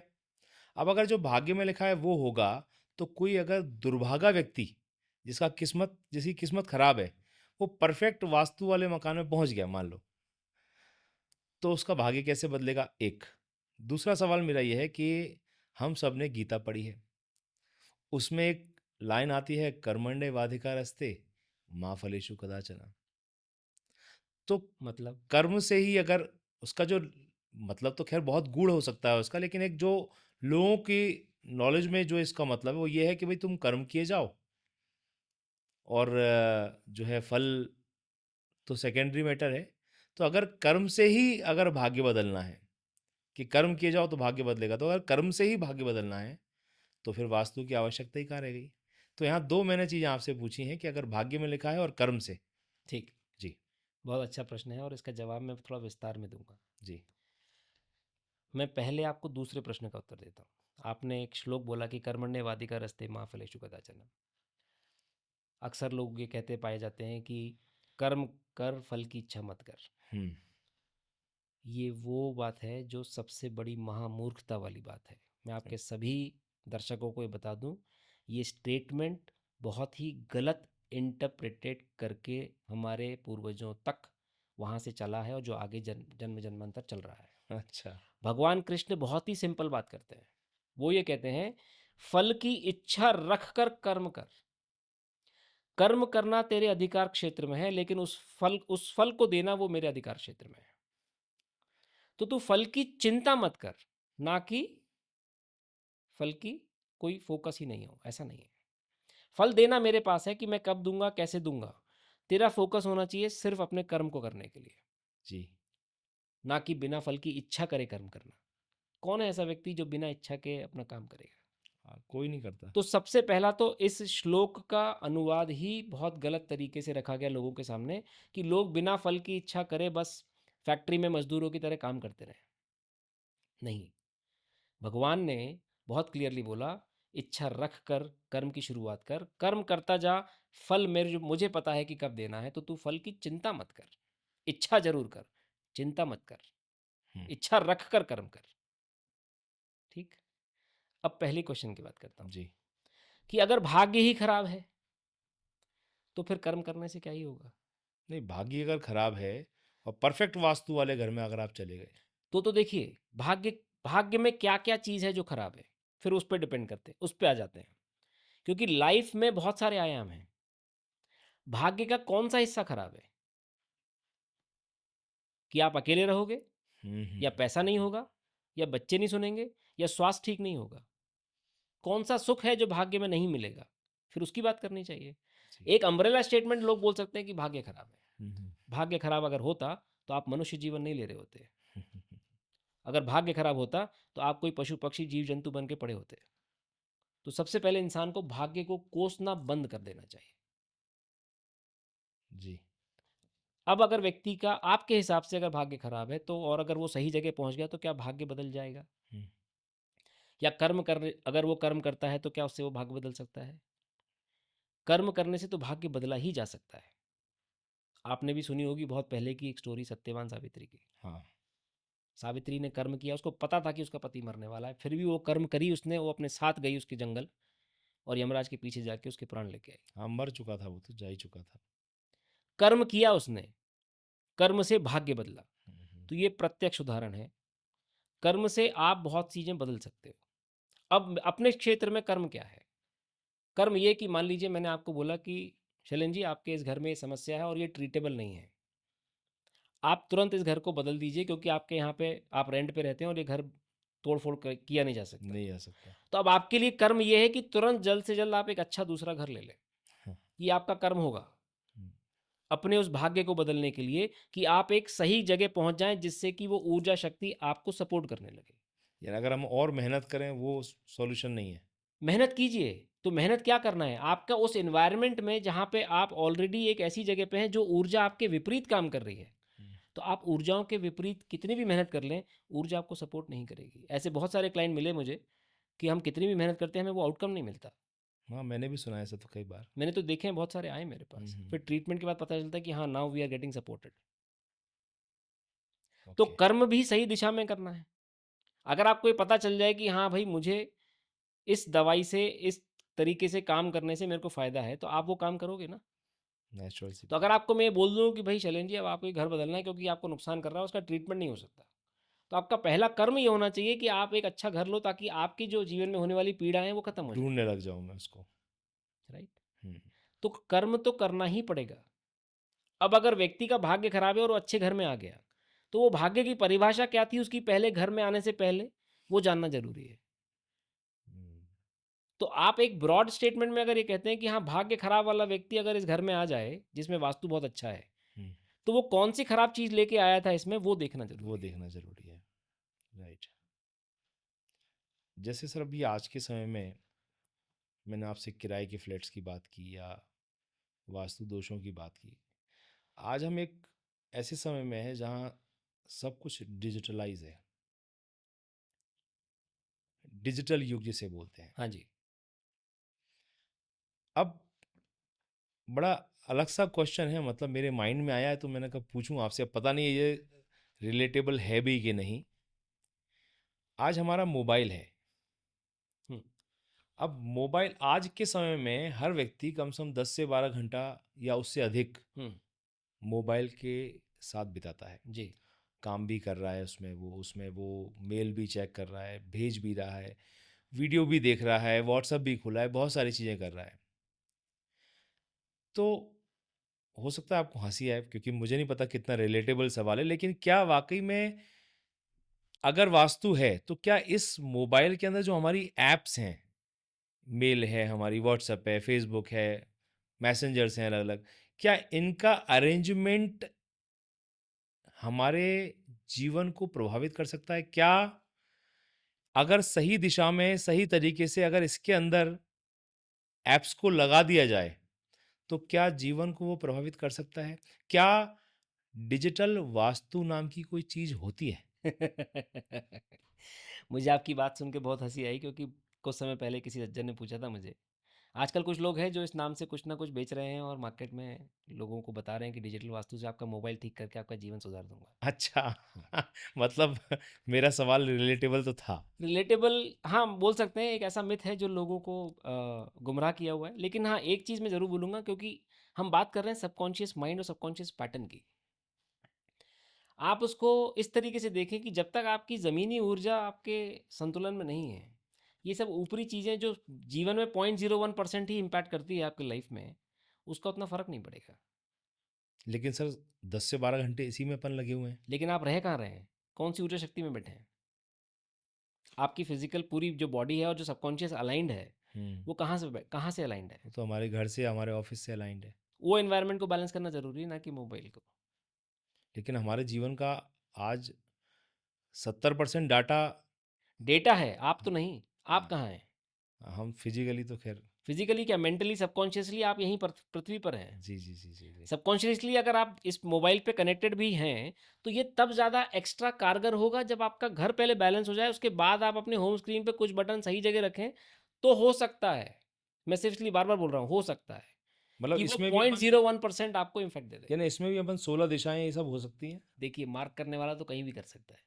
लेकिन मैं उसको इसलिए नहीं मानता क्योंकि एक्चुअल इम्पैक्ट आपके सबकॉन्शियस माइंड पर, आपके भवन का, आपकी उस भवन में जो ऊर्जा है उसका होता है। ओके, जी। ओके, ओके, ओके, ठीक है। अच्छा एक चीज़ और है सर, जैसे मैंने एक इंग्लिश वर्ड सुना था, सिक होम सिंड्रोम या हाँ, होम सिक सिंड्रोम ऐसा कुछ वर्ड हाँ, था, मुझे एग्ज़ैक्टली हाँ। लेकिन था ये 3 वर्ड थे ये, हुँ। होम सिक सिंड्रोम या सिक होम सिंड्रोम। तो क्या ऐसा कुछ होता है, मतलब क्या ऐसा कोई घर होता है जो भयंकर रूप से बीमारियाँ, मतलब कैंसरकारी भी हो जाता है और तनाव पैदा करने वाला होता है? या कोई ऐसा घर भी होता है कि अगर आपको गंभीर बीमारी है तो वो आप ऐसे घर में चले गए तो वो बीमारी भी ठीक हो जाती है, कुछ इस तरह कुछ होता है कुछ? देखिए, बीमारी तो ठीक हो ही जाती है, क्योंकि ऊर्जाएँ जब आपके फ़ेवर में आती हैं, तो वो आपके मनस पर प्रभाव डालती हैं और आप धीरे-धीरे स्वतः ही आपको अच्छे डॉक्टर मिलने लग जाते हैं, आपकी रिकवरी फ़ास्ट हो जाती है। ऐसा नहीं कि आप डॉक्टर के पास ना जाओ, बीमारी ठीक हो जाए, ऐसा नहीं होता। हाँ, वो तो ख़ैर नहीं होता। लेकिन अगर वो ऊर्जा शक्ति आपके विपरीत है तो आपको सही टाइम पे सही डॉक्टर नहीं मिलेगा, सही इलाज नहीं मिलेगा, सही मर्ज पता नहीं चलेगा, सही डायग्नोसिस नहीं होगा, दवाई आपके शरीर में नहीं लगेगी अगर वहाँ पे आपके घर के नॉर्थ नॉर्थ ईस्ट में इम्बैलेंस है तो। नॉर्थ अच्छा। नॉर्थ ईस्ट में एक देवता होते हैं भुजंग देवता जिनका काम है हीलिंग। वो अगर इम्बैलेंस है तो घर पर हमेशा बीमारियां बनी रहेगी, चाहे एक बीमार हो रहा है फिर दूसरा फिर तीसरा, घर में वो दवाइयों का काम चालू ही रहने वाला है। ओके। तो वो बहुत ज़रूरी है कि उस दिशा को, जैसे हम नॉर्थ ईस्ट को बैलेंस और अच्छा रखते हैं, वैसे ही नॉर्थ नॉर्थ ईस्ट को जो ठीक नॉर्थ ईस्ट के लेफ्ट में है उसको हमें पूरी तरह संतुलित और अच्छा रखना चाहिए। राइट। तो जब हम ये देखते हैं कि लोगों के घर में बीमारियों की समस्या है तो ये एक कॉमन दिशा होती है जो हर बीमारी के लिए देखी जाती है। बाकी बीमारी के हिसाब से जो स्पेसिफिक डायरेक्शन है उसके कॉम्बिनेशन को भी चेक किया जाता है। ओके। जैसे सर, घर में हमको ऐसा लगा कि हम बैठे हुए हैं और कुछ हरारत सी हो रही है, तो घर के बड़े आते हैं या पूछते हैं, ऐसे माथे पे हाथ लगाते हैं, बोले माथा गर्म हो रहा है भाई, तेरे को बुखार चढ़ने वाला है या बुखार है। बिना उपकरण के ही, बिना थर्मामीटर के ही जज कर लिया कि बुखार चढ़ने वाला है। क्या वास्तु में एक कॉमन व्यक्ति जैसे मैं हूँ, अब जरूरी नहीं कि मैं आपको पहले बुलाऊं या किसी वास्तु विशेषज्ञ को बुलाऊं, तो क्या बिना उपकरण के एक कॉमन व्यक्ति कैसे महसूस कर सकता है कि उसे एक वास्तु विशेषज्ञ की ज़रूरत है, या उसके जीवन में कुछ ऐसी समस्या चल रही है जो वास्तु से ठीक की जा सकती है? बहुत अच्छा प्रश्न है सर ये, और इनफैक्ट आपके सभी व्यूअर्स के लिए, ऑडियंस के लिए ये जानना बहुत ज़रूरी है कि वास्तु कब करवाएं।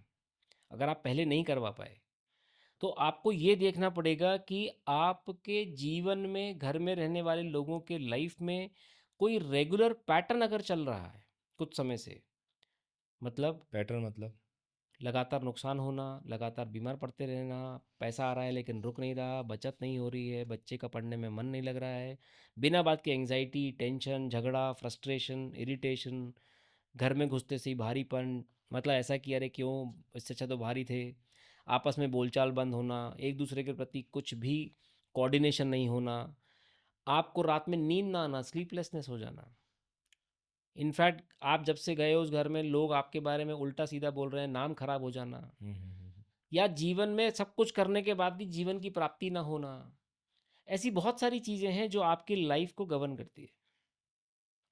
अगर ये पैटर्न्स हैं आपके उस घर में जाने के बाद, या उस घर में आप सालों से रह रहे हैं लेकिन कुछ समय से वो चालू हो गए हैं। हम्म। क्यों चालू हो गए? क्योंकि आपने दशहरा दिवाली के टाइम पे घर में कुछ करेक्शन कराया, मॉडिफिकेशन कराया, इंटीरियर कराया, पेंटिंग कराया, अच्छा। पर्दे लाए, कारपेट लाए, कुछ तो आपने चेंज किया है। उसके 6 महीने बाद आपके जीवन में ऑटोमेटिकली प्रॉब्लम स्टार्ट हो जाएगी, क्योंकि वो तत्व इम्बैलेंस हो रहा है। हम्म। अब उसको बैलेंस करना है तो उस समय आपको एक वास्तु विशेषज्ञ लगेगा।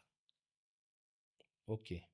लेकिन आपको ये पता होना चाहिए कि ये पैटर्न अब एक रेगुलर पैटर्न हो गया है, कि ये एक नियमित रूप से ये चालू ही है। मतलब नॉकिंग लगी रहेगी। वो पूरे टाइम आपकी वो समस्या किसी न किसी रूप में आपके सामने हमेशा रेगुलर फ्रीक्वेंटली आती रहेगी। कभी कोई 6-8 महीने, साल भर में एक बार व्यक्ति बीमार है तो वो वास्तु प्रॉब्लम नहीं है। लेकिन वास्तु प्रॉब्लम तब देखी जाएगी कि ये घर से बीमारी जा ही नहीं रही, व्यक्ति बीमार ही पड़ा हुआ है, दवाइयाँ चल ही रही हैं। तो वास्तु मतलब बोले तो कोई समस्या है तभी उसको भाई आप मॉनिटर डॉक्टर के करना पास चाहिए। कब जाते हैं? जब हाँ, फिट होते हैं तब जाते हैं क्या? नहीं चाहते, सही बात तो है। आपको वास्तु विशेषज्ञ भी तभी चाहिए जब जब समस्या हो। आपको लगे कि यार ये सॉल्व नहीं हो रही, वो प्रॉब्लम क्या है पता नहीं चल रहा। तब वो व्यक्ति एक्चुअली आपके उस घर के नक्शे को देखकर, तत्वों को जानकर उसकी सही जानकारी देगा कि हाँ क्या है। बट ये है कि अब वो यहाँ पे आपका भाग्य काम करेगा, कि अगर आपके प्रारब्ध में कुछ कर्म कटना लिखे हैं तो हो सकता है कि आपको एक गलत वास्तु वास्तु विशेषज्ञ भी मिल जाए जो आपको और उल्टा कहीं फंसा दे। जी। यहाँ पे भाग्य काम करता है। तो इसी से जुड़ा एक सवाल मेरे माइंड में आया है कि मैं हूँ, जी। एक कॉमन मैन है, हाँ। वो अपने लिए, अपने ऑफिस के लिए, अपने घर के लिए, घर बना रहा है उस समय या घर बन चुका है, उसकी रेमेडी के लिए एक सही वास्तु विशेषज्ञ कैसे ढूंढे? क्योंकि आपकी बातों से जो मुझे लग रहा है कि गलत सर्चिंग, गलत व्यक्ति को ढूँढना, यानी आप हीलर की जगह किलर को ढूँढ रहे हो, जो मुझे महसूस हो रहा है। तो जी। क्या तरीका है, कैसे कैसे जज करे कोई व्यक्ति कि भई आशीष अग्रवाल जी बहुत बढ़िया व्यक्ति हैं, बहुत अच्छे वास्तु विशेषज्ञ हैं, मैं तो या नहीं कह रहा बहुत कि सारे लोग मार्केट में हैं, जो बहुत सारे लोग हैं जो आज सॉल्यूशन दे रहे हैं लोगों को जीवन से जुड़े हुए। तो कैसे? क्योंकि आज के समय में हर कोई चीज़ आप केवल व्यूज़ और कमेंट्स को देख कर के तो नहीं जज कर सकते बिल्कुल कि सही। भई इस व्यक्ति के तो 10 मिलियन व्यू हैं तो ये बहुत बढ़िया वास्तु वाला होगा और इसके तो 50 हैं तो ये तो नहीं होगा। तो क्या पैरामीटर्स हैं जिससे एक व्यक्ति, एक कॉमन व्यक्ति, एक बहुत बेहतरीन वास्तु विशेषज्ञ ढूँढ सके? सबसे अच्छा तरीका, 2 चीज़ें आप ध्यान रखें, किसी भी वास्तु वाले से अगर आप बात करते हैं, तो पहले ये देखें उसकी अप्रोच क्या है? क्या वो आपके घर में घुसकर कंपास हाथ में लेके घूम-घूम के आपको वास्तु का ज्ञान दे रहा है बिना नक्शे के? तो वो व्यक्ति आपके जीवन में विनाश लेके आया है, अच्छा, उसको वास्तु नहीं आता। दूसरा एक और ये है कि अगर वो व्यक्ति नक्शा लेके काम कर रहा है, तो आप अपनी प्रॉब्लम मत बताइए, उसको बोलिए वो आपके घर की प्रॉब्लम बताना शुरू करे, नक्शे को देखकर। अच्छा। तीसरी सबसे इम्पोर्टेंट बात ये कि क्या वो व्यक्ति का फ़ोकस आपको कोई सामान बेचने पर है? हाँ, पिरामिड ना ये ना वो। पिरामिड, क्रिस्टल, हाथी, घोड़ा, कछुआ, ऊँट जो मिल रहा है वो बेच रहा है। हुँ, हुँ, हुँ, हुँ। उसका फ़ोकस क्या है? वो जानने का प्रयास कीजिए। हाँ, वो समझ में आ क्या वो जाता है। डायरेक्ट आपसे पूरी कंसल्टेशन फ़ी की बात कर रहा है और उसके बाद हाँ, मैं देखूँगा और फिर उसके बाद वो गायब हो जाता है? मेरे पास आज भी मेरे क्लाइंट 2003-4 के क्लाइंट आज भी कनेक्टेड हैं। काम खत्म हो गया। 22-23 साल पुराने। हाँ, कभी 2-4 साल में कभी कोई होगा तो फ़ोन आ जाएगा कि पता नहीं दिवाली के बाद से क्या हो रहा है। उनसे आप तो चार्ज लेते हैं? नहीं, मेरे साथ जो व्यक्ति एक बार जुड़ा वो जीवन भर के लिए उस घर के लिए कोई फ़ीस नहीं। अगर उस घर में बाजू का कोई प्रॉपर्टी जोड़ ले या नया घर ले तो डेफ़िनिटली उसकी फ़ीस लगेगी। लेकिन अगर वो उसी घर में रह रहा है जिसका मैंने वास्तु किया है, वन टाइम पेमेंट। वो one time end to end हमारी जो कंसल्टेशन होती है उसमें। अच्छा, जो 2 कंसल्टेशन पैकेज है उसमें नहीं। Okay, okay, okay. तो इम्पोर्टेंट क्या है? व्यक्ति क्या कर रहा है आपके लिए? उसका फ़ोकस किस चीज़ पर है? उसका फ़ोकस आपकी जेब पर है या आपकी प्रॉब्लम को सॉल्व करने पर है? ये आप जब उससे बात करेंगे तो स्वतः ही आपको पता चलेगा कि हाँ, ये मेरे लिए ठीक है या नहीं।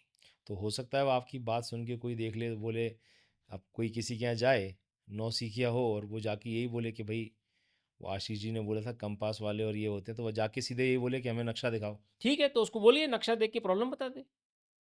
हाँ, ये नहीं बता सकता वो, अगर ये तो वही बताएगा ना और घर वालों को एक्सपर्ट पता है प्रॉब्लम क्या है। एक्सपर्ट जो होगा। जिसको सही ज्ञान होगा, हुँ, जिसको तत्वों की पहचान होगी, जिसको नक्शे का ज्ञान होगा, जिसको ग्रिडिंग का ज्ञान होगा, जिसको डिग्री का ज्ञान होगा, जिसको इन डेप्थ जाने की लालसा होगी कि मैं उस रूट कॉज़ तक पहुँचूँ, तो वो आपसे उससे जुड़े 10 सवाल पूछेगा पहले। सही बात है। हुँ, वो ही है सही वास्तु विशेषज्ञ। और वो महँगा या सस्ता कैसा भी हो सकता है। देखिए, मेरे हिसाब से तो महँगा ही होगा, क्योंकि लोग मुझे महँगा बोलते हैं। मैं सबसे ज़्यादा महँगा नहीं हूँ क्योंकि मैंने अपनी फ़ीस थोड़ी रेंज में अफ़ोर्डेबिलिटी पे रखी है और अभी हम लोगों ने रिसेंटली एक मॉडल ऐड किया है कि आप मुझसे एंड टू एंड की जगह आप 2 कंसल्टेशन लेकर अपना एक पहले जो बेसिक प्रॉब्लम है उसको ठीक करके एक्सपीरियंस कर लीजिए लाइफ़ कैसी होती है। एक तो आपने नाम भी बड़ा अच्छा रखा है ना, जो अभी अपने डिस्कस किया था, बेसिक, मतलब वास्तु का संबंध ही बेसिक से है। जी, बेसिक अगर सही हो गया तो सब कुछ ठीक नींव ही अगर सही हो गई तो सब ठीक बिल्डिंग तो अच्छी बननी ही बननी है। Absolutely correct. आपने नाम सर वाक़ई में बहुत बढ़िया रखा है। Thank you very much. मतलब ये कब से सोच लिया था आपने कि यही नाम रखना है? सर ये सब महादेव की देन है सर। वो मेरे मन में कैसे आया ये तो मुझे भी नहीं पता लेकिन हाँ, मैं सोच रहा था कि क्या करना चाहिए। मुझे लगा यार लोगों का अगर बेसिक ठीक हो गया तो सब ठीक हो जाएगा। तो ये बेसिक वर्ड तब क्लिक हुआ। मतलब वास्तु विज्ञान में इससे बढ़िया नाम नहीं हो सकता जो मुझे लगता है, बेसिक। क्योंकि आप बेसिक पे ही काम कर रहे हो एक्चुअली में। रीज़न वही है सर, देखिए आप किसी भी पेड़ की बात करें अगर उसमें फल नहीं लग रहे हैं, उसमें प्रॉब्लम अगर आ रही है तो आप पत्तियों को कितना भी चमका लें, जब तक जड़ को नहीं चल ट्रीट करेंगे, उसकी ट्रीटमेंट ठीक नहीं होगी तो वो पेड़ फलित नहीं होगा। राइट। और हमारा उद्देश्य वही होता है रूट कॉज़ को ढूँढना, उसको ट्रीट करना। हुँ। सर आज के समय में जो वित्त है, पैसा है, अगर देखा जाए तो मूल रूप से तो प्राथमिक रूप से अगर देखा जाए तो पैसा और वित्त ही है जो जीवन को संचालित कर रहा है लोगों के, बिल्कुल सही। है ना? तो क्या कोई ऐसा वास्तु है जो एग्रेसिव रूप से लोगों के फाइनेंस को बढ़ा दे? लगता है आप भी कुछ बहुत सारी टोटके वाली रील देख के आए हैं। बहुत सारे लोग आजकल रोज रील बनाते हैं, अलग अलग तरह के टोटके बताते हैं कि रातों रात पैसा आने लगेगा, जितने पैसे लिख के डालो उतने पैसे आ जाएंगे। ऐसा नहीं होता। आप एक बात बताइए, आजकल एक बहुत नया एक कॉमन फैक्टर चला है, मैनिफेस्टेशन वर्ड लेकर लोग बहुत सारा ज्ञान देते हैं। मैनिफेस्टेशन फलित कब होती है? जब तक आप अपना जड़, अपनी अगेन बेसिक्स को करेक्ट नहीं करेंगे, मैनिफेस्टेशन आपके लिए काम कैसे करेगी? नहीं क्योंकि करेगी। आपका जो सबकॉन्शियस माइंड है वो ऑलरेडी दूसरी जगह उलझा हुआ है। आप कितना भी मांगने का प्रयास करें यूनिवर्स से तो जो आपका सबकॉन्शियस कनेक्टेड है वो अलाइंड ही नहीं हो रहा है। नहीं हो रहा है। तो आप अगर मैनिफेस्टेशन थ्योरी पे जाते भी हैं तो फलित होने के लिए आपको पहले वो बेस तो क्लियर करना पड़ेगा।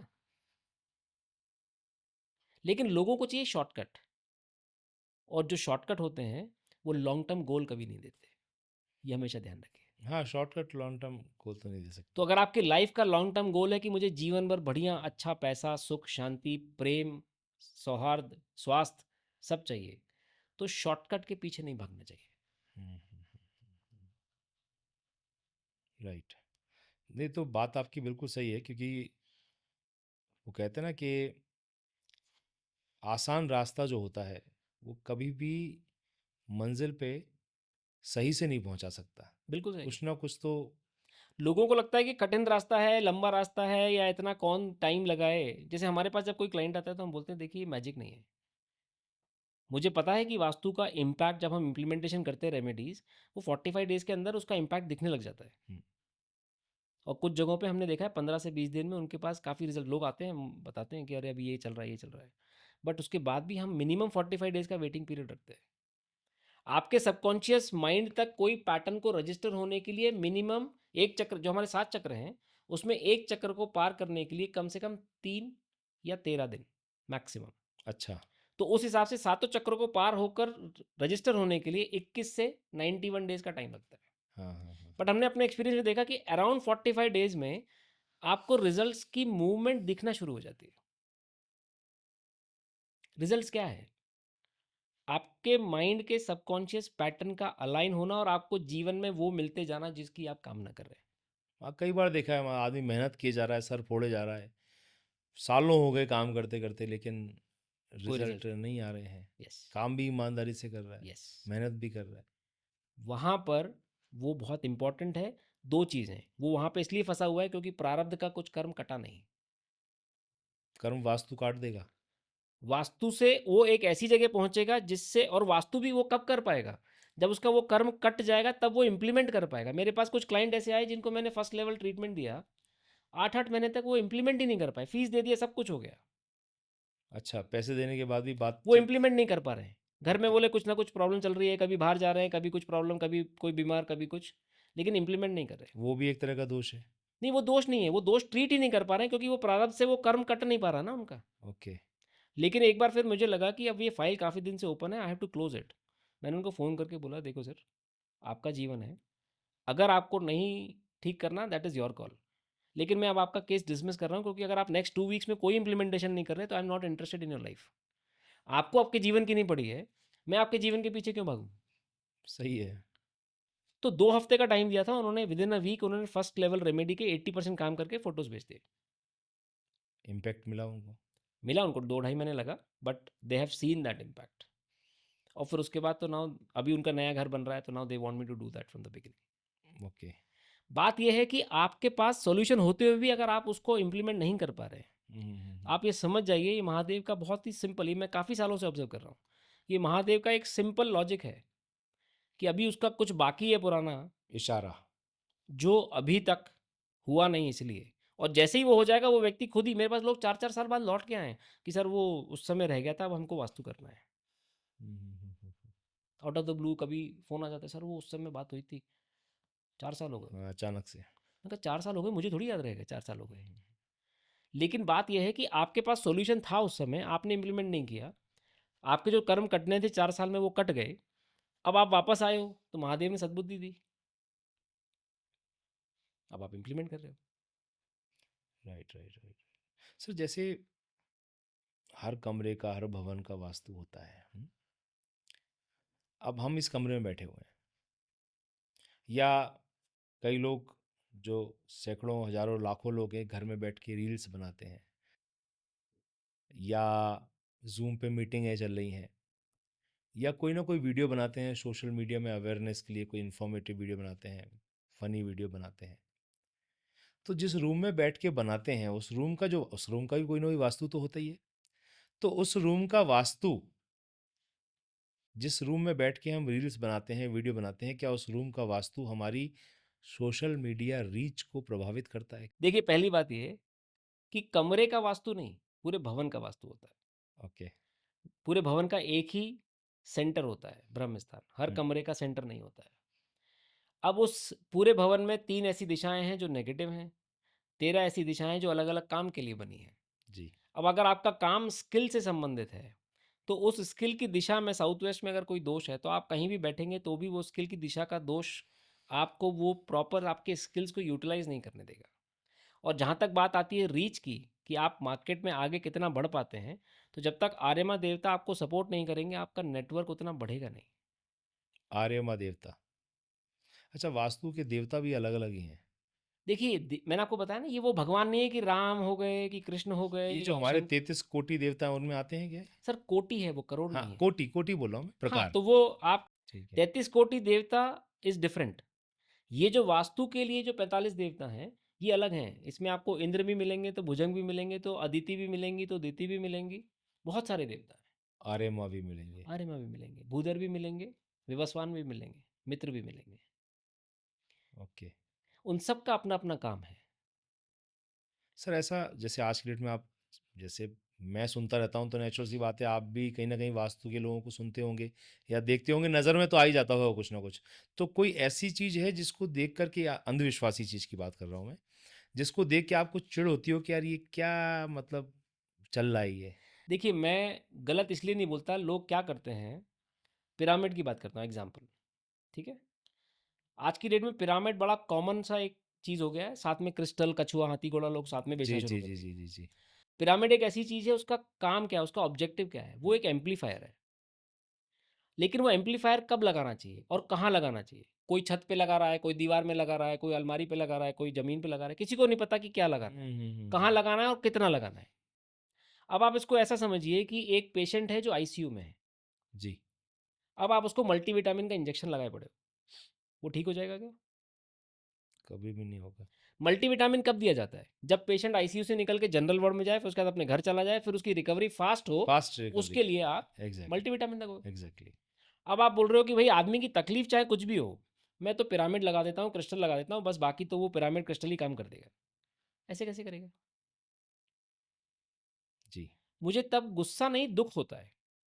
दुख होता है उस व्यक्ति पर जो अपने कर्म खराब कर रहा है लोगों को भ्रम में डालकर, और जी। दुख होता है उस व्यक्ति पर जिसने उससे ये खरीद लिया सिर्फ इस बात पर कि यार वो मुझसे पैसे कम ले रहा था कंसल्टेशन के, लेकिन बाद में उनको रियलाइज होता है कि यार मैंने तो 3-4 लाख रुपए के क्रिस्टल और पिरामिड खरीद लिए हाँ। और रिजल्ट कुछ नहीं आया। लेकिन तब तक देर हो चुकी होती है। अभी रिसेंटली हुआ, आपने जो बोला रील वायरल हुई, जो हजारों कॉल आए सर, मोर देन 19,000, अच्छा। More than 19,000। हम्म। उसमें multiple thousands of people have booked their calls. 10 minute का जो वास्तु क्लैरिफिकेशन कॉल। अच्छा, पैसे पेड करके? सर पेड है वो consultation, if you are taking my time तो यू पेड हैव करके टू पे। लोगों ने आपसे समय लिया? मैं फ्री में किसी के साथ बैठ के कोई ज्ञान नहीं देता। फ्री देखना है तो आप मेरे वीडियोस देखिए, ऐसा पॉडकास्ट है वो सुनिए, लेकिन वो आपकी हम्म, कंसल्टेशन नहीं होगी।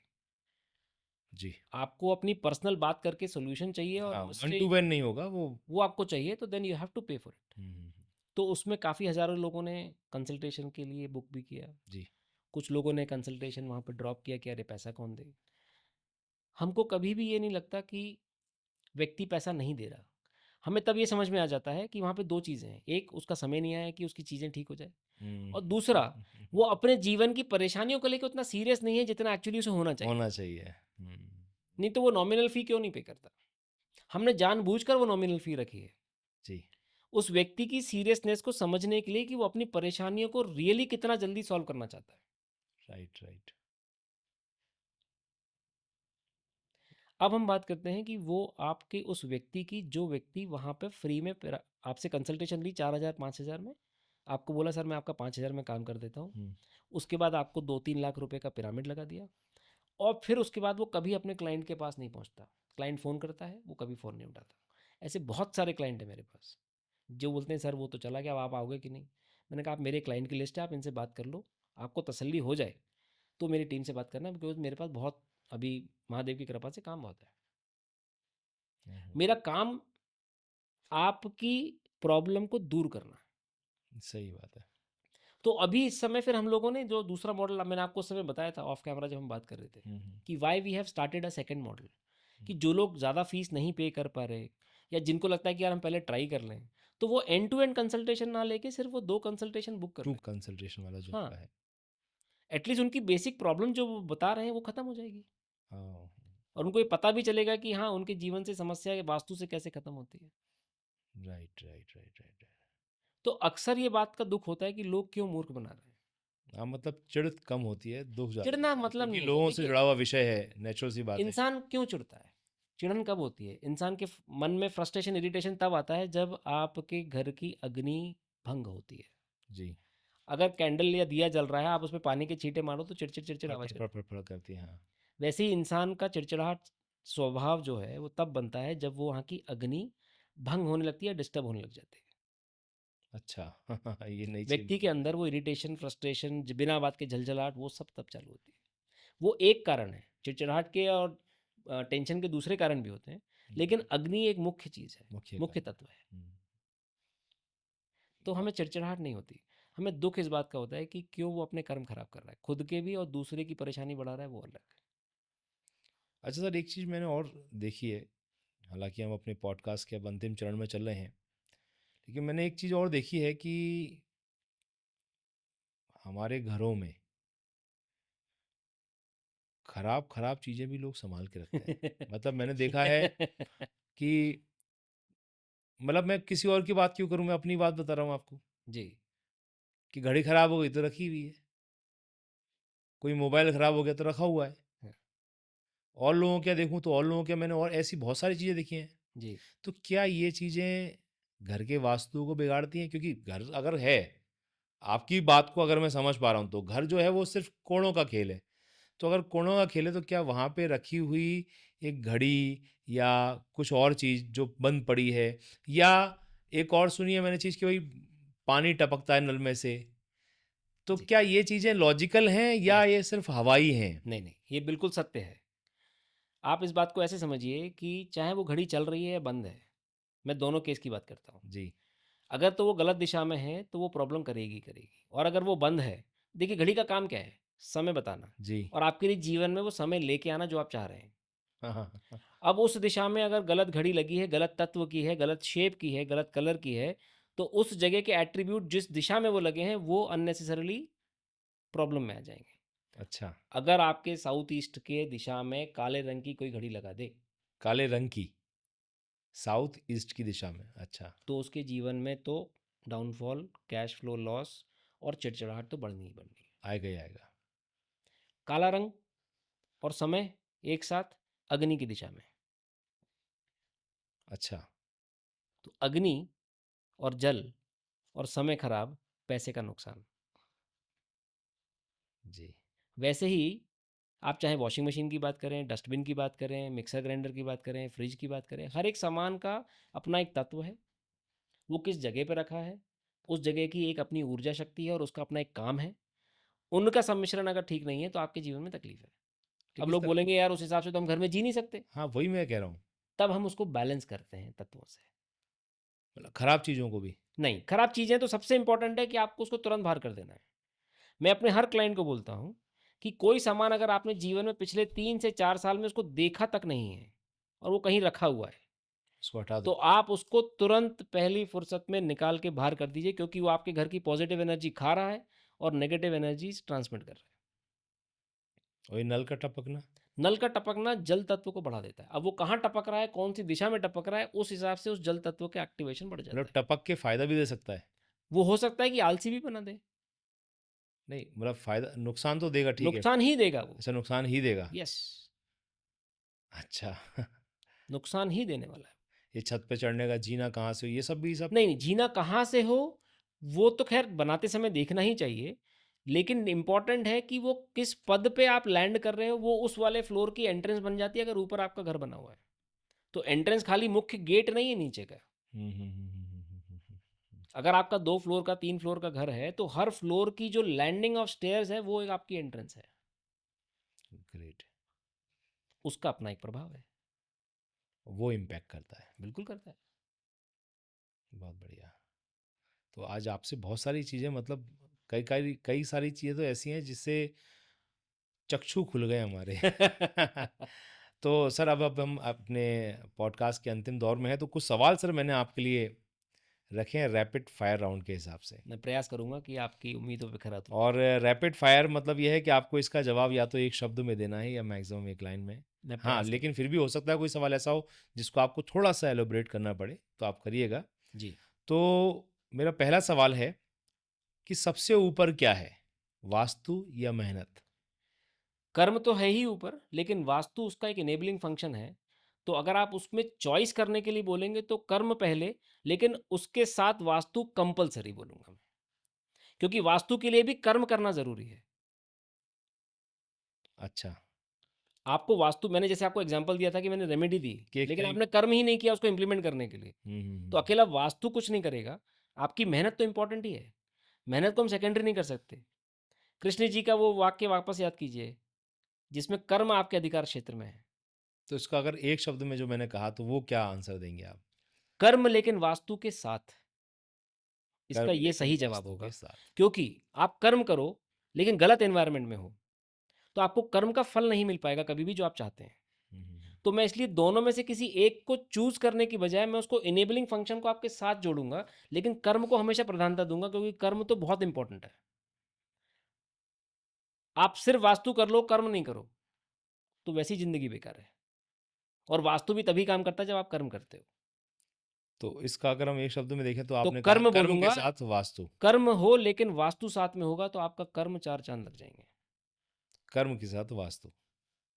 यस। चलिए, दूसरा सवाल सर मेरा ये है कि ऊर्जा है, एनर्जी जो है, जी। वो कहाँ पर ज़्यादा काम करती है? मतलब अपने घर में या किराए के घर में? घर क्या है? जहाँ जहाँ आप आप रहते हैं। रहते हैं। तो किराए का हो या अपना, वो तो मकान हुआ। जी। ऊर्जाएँ काम करती हैं घर पे। मकान चारदीवारी है, लेकिन जब आप अपने उस जगह पे रहते हैं, उस रहते मकान में जब रहते हैं, हमारी जहाँ। जब वो घर बनता है, तो आपके मनस पर उस जगह की ऊर्जा क्षेत्र का प्रभाव पड़ता है। पड़ता है। तो चाहे वो घर किराए का हो, लीज़ का हो, खरीदा हो, फ्री का हो, दान का हो, उससे कोई फ़र्क नहीं पड़ता। यहाँ तक कि सरकारी क्वार्टर में भी अगर आप रह रहे हो, तो उस क्वार्टर का ऊर्जा क्षेत्र आपके मनस पर प्रभाव डालता है। तो इससे कोई फ़र्क नहीं पड़ता कि आप किस घर में रहते हो। ओके। तो मतलब दोनों जगह पे वो। आप जहाँ रहते हो, उस जगह का वो ऊर्जा क्षेत्र आपके मनस पर प्रभाव डालेगा। तो वास्तु आपको हर जगह ही काम आएगा। ऐसा नहीं कि आप, अरे ये तो मेरा किराए का घर है। मेरे पास आए बहुत सारे से लोग, सर मैं तो किराए पे रहता हूँ तो मेरे को क्या वास्तु असर करेगा? तो मुझे थोड़ा सुन के हँसी आई कि भाई, आपका मनस तो इस एनवायरनमेंट से अलाइन्ड है। उसको थोड़ी पता है आप किराया दे रहे हो कि आपका खुद का ओन्ड है। जी। Doesn't matter. सर, तीसरा सवाल है मेरा कि जो पौधे हैं, प्लांट्स, जी। बहुत चलन में है आजकल, इंटीरियर एक्सटीरियर, तो क्या पौधे जो हैं वो वास्तव में वास्तु दोष को दूर करते हैं? एक्चुअली देखा जाए तो पौधे वास्तु दोष भी देते हैं। ये शायद क्रिएट लोगों को करते हैं। नहीं पता। क्रिएट करते हैं। जी, मैंने इसके ऊपर एक बहुत डिटेल वीडियो बनाया है कि पेड़-पौधों से नुकसान, ठीक है? अच्छा। वो क्यों देते हैं? क्योंकि कुछ जगह हैं जहाँ पर आप पौधे नहीं लगा सकते। जी। तो ये बहुत ज़रूरी है जानना कि पौधों से सिर्फ फ़ायदा नहीं होता, नुकसान भी होता है। ऐसे पौधे होते हैं या ऐसे पौधे गलत जगह पे लगे होते हैं तो? कोई भी पौधा हो, अगर वो गलत जगह पे है, गलत दिशा में है, वो आपके जीवन में विनाश और नुकसान लेके आएगा। तो आपके कहने का मतलब है माली भी हमको वास्तु वाला रखना पड़ेगा। नहीं, माली तो आप सही रखो, अपनी दिशा चूज़ कर लो कि यहाँ पौधे नहीं लगाना। मेरे कुछ ऐसे क्लाइंट हैं जिनकी उस बालकनी में पौधे लगाए नहीं हैं अच्छा। और उनके यहाँ एक ही बालकनी थी। लेकिन वो हटाना इसलिए पड़ा क्योंकि वहाँ पौधे उनके लिए जीवन के लिए श्राप बन गए थे वो। मेरा चौथा सवाल है सर कि मनी प्लांट, मतलब हम सुनते हैं बचपन से मनी प्लांट बोतलों में लगा लगा के घर में लगाते थे, तो मनी प्लांट लगाने से क्या सच में घर में पैसा आता है या सिर्फ या सिर्फ हरियाली आती है? सबसे ज़्यादा मनी प्लांट तो मैंने माली के यहाँ वो जो नर्सरी होती है वहाँ देखे हैं मैंने तो। बहुत सारे लगा रखे हैं। हाँ, हाँ। सर मनी प्लांट क्या है? आप उस कॉन्सेप्ट को समझिए। मनी प्लांट एयर एलिमेंट के साथ-साथ वो एक ग्रोथ का कारक है। लाइफ में ग्रो करना। बेल, बेल, जी, आप पान की बेल लगा लो, डज़न्ट मैटर। वो पान भी के काम पत्ते करेगी। पान के पत्ते की बेल चढ़ा दो उसी दिशा में नॉर्थ में, काम करेगी वो। अच्छा, और उसी पान के पत्ते की बेल आपने अगर जस्ट बाजू में नॉर्थ नॉर्थ ईस्ट में लगा दी, तो वो उस पान के पत्ते की जो गुणवत्ता है, वो मेडिसिनल वैल्यू हायर हो जाएगी और बढ़ जाएगी। तो मनी प्लांट और पान का शेप लगभग सेम होता है, इसलिए आप ऐसा कह रहे हैं? या फिर मैं अगर कोई दूसरा अगर मैं मान लो तुरैया की बेल लगाऊं, गिलकी की बेल लगाऊं? फिर उसमें वो फल लगने लग जाएंगे। अच्छा, बिना फल वाले की बात कर रहे बात वो नहीं है, वो भारी हो जाएगा, अर्थ एलिमेंट क्रिएट हो जाएगा। हैं। वो पृथ्वी की तरफ झुकाव आएगा उसका, नहीं, नहीं, अब जब लौकी आप बोल रहे हैं या जो भी आप फल बोल रहे हैं, अगर नीचे नीचे कटेल ग्रेविटी, की आपने लगा दी, तो क्या होगा? नीचे नीचे ही आएगी वो तो, हाँ। आपको ग्रो करना है, आपको ब्लॉकेज नहीं चाहिए, आपको हेवीनेस नहीं चाहिए। तो आप इसलिए नॉर्थ दिशा में आप मनी प्लांट को लगाते हैं, हम्म, या हम पान के पत्ते की बात कर रहे हैं, क्योंकि वो हम्म। ग्रोथ का कारक है। And being an air element in north direction, it will help. Right, right. अब आपकी बात थोड़ा सा मैं समझ पा रहा हूँ कि जैसे जब कोई एवरेस्ट पे चढ़ने आता है तो कहते हैं सबसे कम से कम सामान लेके जाओ भैया, ज़्यादा भारी सामान लेके जाओगे तो चढ़ नहीं पाओगे फिर। ओके, तो सर मेरा आखिरी सवाल है कि वास्तु के बिना बना हुआ घर, कई लोग हैं जो बिना वास्तु के घर बनाते हैं, जी, तो बिना वास्तु के बना हुआ घर, क्या वो घर कभी सुखी नहीं हो सकता? ऐसा नहीं है। लेकिन आज के ज़माने में मैं जिस हिसाब से बिल्डर्स के घर देखता हूँ, बहुत ही कम ऐसे घर होंगे जहाँ पर वास्तु बैलेंस हो। अच्छा, आज के ज़माने में पुराने जो ज़मीनों पे घर बनते थे, पुराने ज़माने में लोगों ने बनाए हैं, तो कुछ हद तक वो ठीक ठाक होते थे, बहुत ज़्यादा नहीं। और किस्मत से कुछ लोगों को घर ऐसे मिले हैं जिनके जीवन कट गया, उनको पता ही नहीं चला कि वास्तु क्या होता है, और वो वास्तु नहीं मानते, बोले हमारा तो सब ठीक चल रहा है। हम्म, वो भाग्य की बात है कि उनको एंट्रेंस अच्छी मिल गई, उनका किचन सही जगह चला गया।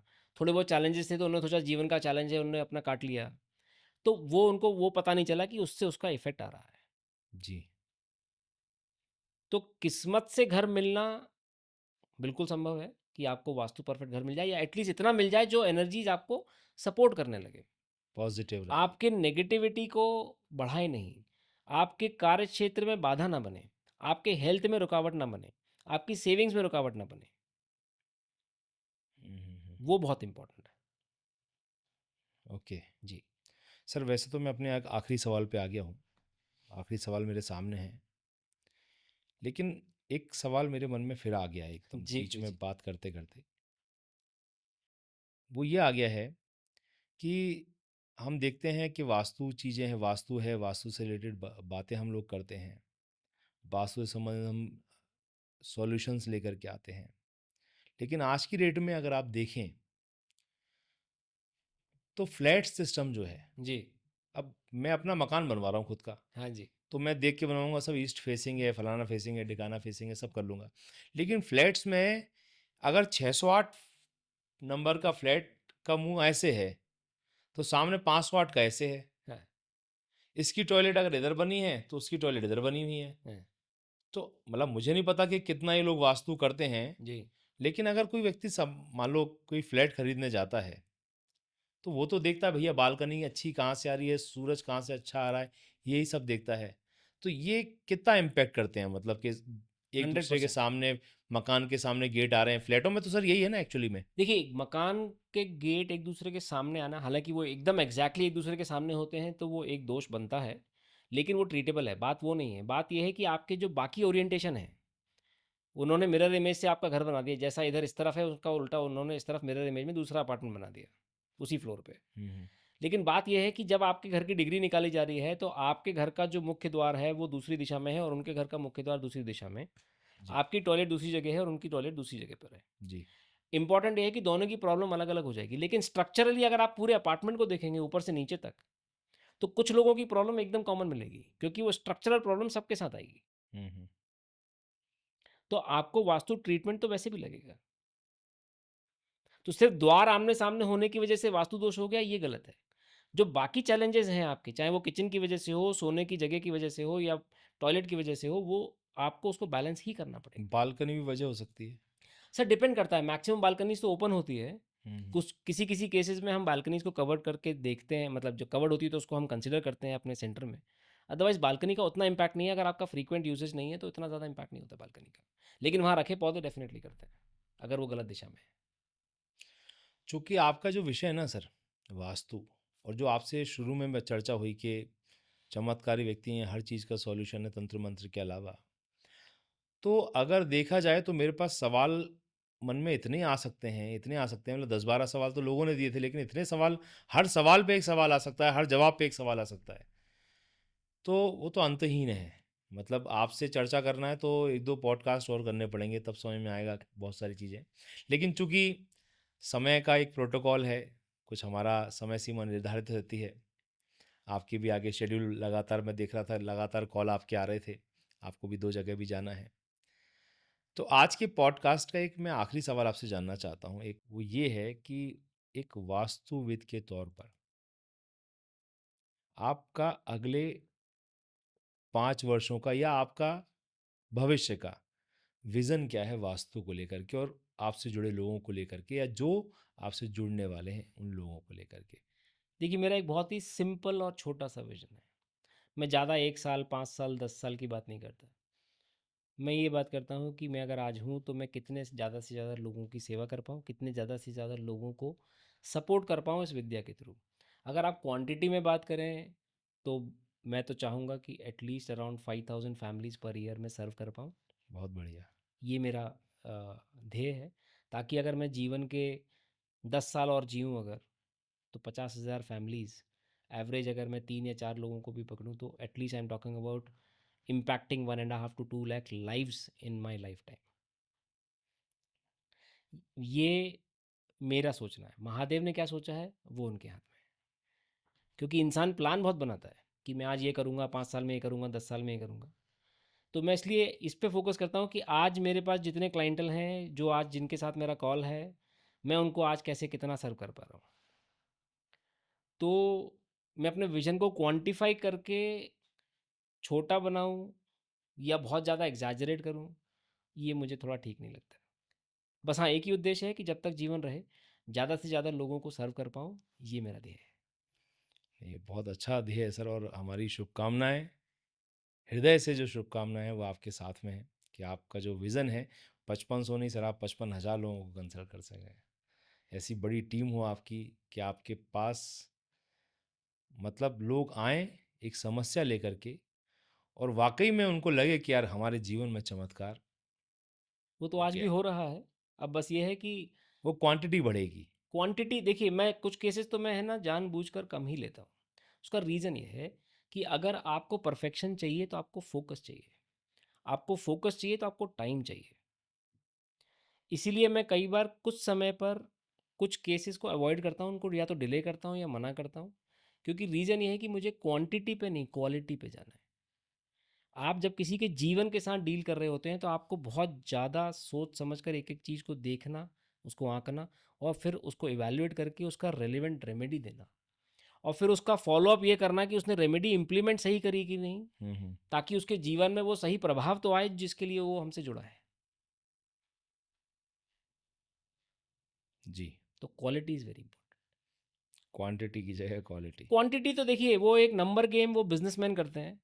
मुझे क्वांटिटी का उतना, क्योंकि मैं अपने जीवन में बहुत कुछ किया है एज़ अ जॉब, तो मैं वो क्वांटिटी वाला तो काम आपको पसंद। बिज़नेसमैन नहीं, आपको हम सोशल वर्कर कहें एक तरह से। सोशल वर्कर कह सकते हैं, लेकिन पेड, नहीं तो लोग उसको गलत समझेंगे कि सोशल वर्कर तो फ्री में काम करता है। मैं स्पष्ट कर दूं आपके सभी दर्शकों के लिए कि मैं सर्विस पूरी करता हूं, लेकिन डिस्काउंट पे नहीं और फ्री में नहीं। डिस्काउंट भी नहीं देते आप। मैं डिस्काउंट नहीं देता, क्योंकि मैं काम में डिस्काउंट नहीं करता। ये बहुत बढ़िया बात कही आपने, बहुत बढ़िया बात कही आपने। क्योंकि डिस्काउंट देकर मुझे क्लाइंट को फंसा लेना, फिर उसको कुछ ना कुछ बेच के अपने पैसे बना लेना, मैं वो सब काम नहीं करता। मेरी एक फ़ीस है स्पेसिफिक, आप दो तो भी वही फ़ीस है, ना दो तो भी वही फ़ीस है। जी, बहुत बढ़िया सर, बहुत अच्छा लगा आपसे बात करके सर, बहुत सारे सवालों का हमें जवाब मिला, बहुत सारी बातों को लेकर के आपसे जो चर्चा हुई तो नई-नई बातें पता चली। तो दोस्तों आज का जो ये पॉडकास्ट था, आज की जो ये हमारी चर्चा थी, ये केवल कोनों, उत्तर दक्षिण दिशा, इन सबको लेके नहीं थी। आज की हमारी चर्चा ये थी कि हम अपने घर, अपने ऑफिस, इन चीज़ों को लेकर के, इनसे जुड़ी चीज़ों को लेकर के अपने जीवन को और बेहतर कैसे बना सकते हैं। आज हमें सर के माध्यम से ये पता चला है कि समस्या चाहे कितनी बड़ी क्यों ना हो जीवन में, हम जहाँ रहते हैं उस छोटे से संसार में कुछ छोटे छोटे बदलाव करके हम उस बड़ी से बड़ी समस्या से भी निजात पा सकते हैं, उनको संतुलित करके अपने जीवन को सकारात्मक कर सकते हैं और ऊंचाई की तरफ लेके जा सकते हैं, सफलता की तरफ लेके जा सकते हैं। तो सर, आज आपने जो हमें अपना इतना अमूल्य समय दिया और इतनी सारी जो हमें आपने जानकारी दी और इतनी शांति प्रियता से, आपका जो नेचर मुझे लगा, आप इतनी सहृदयता से आपने जो सभी सवालों का जवाब दिया है, आप हमारे स्टूडियो में आए, आपने इतना समय दिया और हमारे हर सवाल का विस्तार से, यानी जो मैंने आपसे पूछा कि एक लाइन में बताओ, तो आपको लगा कि नहीं यार, एक लाइन में अगर बता दूंगा तो उसको थोड़ा सा सही करके बताना ज़रूरी है। वो मुझे बहुत अच्छा लगा। तो आपने इतना समय दिया सर, बहुत जानकारी दी। आपने जो बताया वो मुझे लग रहा है कि थोड़ा और हम बैठ सकते थे। तो आगे अब जो भी कमेंट्स आएँगे लोगों के, मैं आपसे ये भी कहना चाहता हूँ कि आज आपने जो पॉडकास्ट देखा, इससे संबंधित अगर आपके मन में कुछ भी सवाल आता है, तो उस सवाल को आप हमारे को कमेंट में बता सकते हैं। सर भी वो कमेंट पढ़ेंगे। यदि हमको लगता है कि नहीं, हमको बहुत जल्दी पॉडकास्ट तो हम आगे भी करेंगे, लेकिन अगर हमको लगता है कि बहुत जल्दी हमें दूसरा पॉडकास्ट करना चाहिए, तो हम वो पॉडकास्ट पुनः करेंगे। और सर से जुड़ने के लिए सर का नंबर वीडियो के डिस्क्रिप्शन में रहेगा और सर से कांटेक्ट करके आप जो भी उनका प्रोटोकॉल है, उस प्रोटोकॉल को, जो भी उनका फॉलोअप है, जो भी उनका तरीका है, उस तरीके से आप चल करके उनसे आप कांटेक्ट कर सकते हैं, उनसे बात कर सकते हैं, उनसे कंसल्टेंसी कर सकते हैं। उनकी बातों से मुझे लगा है कि चमत्कार तो होते हैं और वो चमत्कार करते हैं। अब वो चमत्कार आपको कैसे चाहिए वो आपको देखना है। तो सर, आपने बहुत समय दिया। अभी तो मन है कि आपसे बहुत बातें करूं, लेकिन फिर कभी सही। बहुत बहुत धन्यवाद जो आप हमारे पॉडकास्ट में आए। Thank you very much. सदा सुखी भव।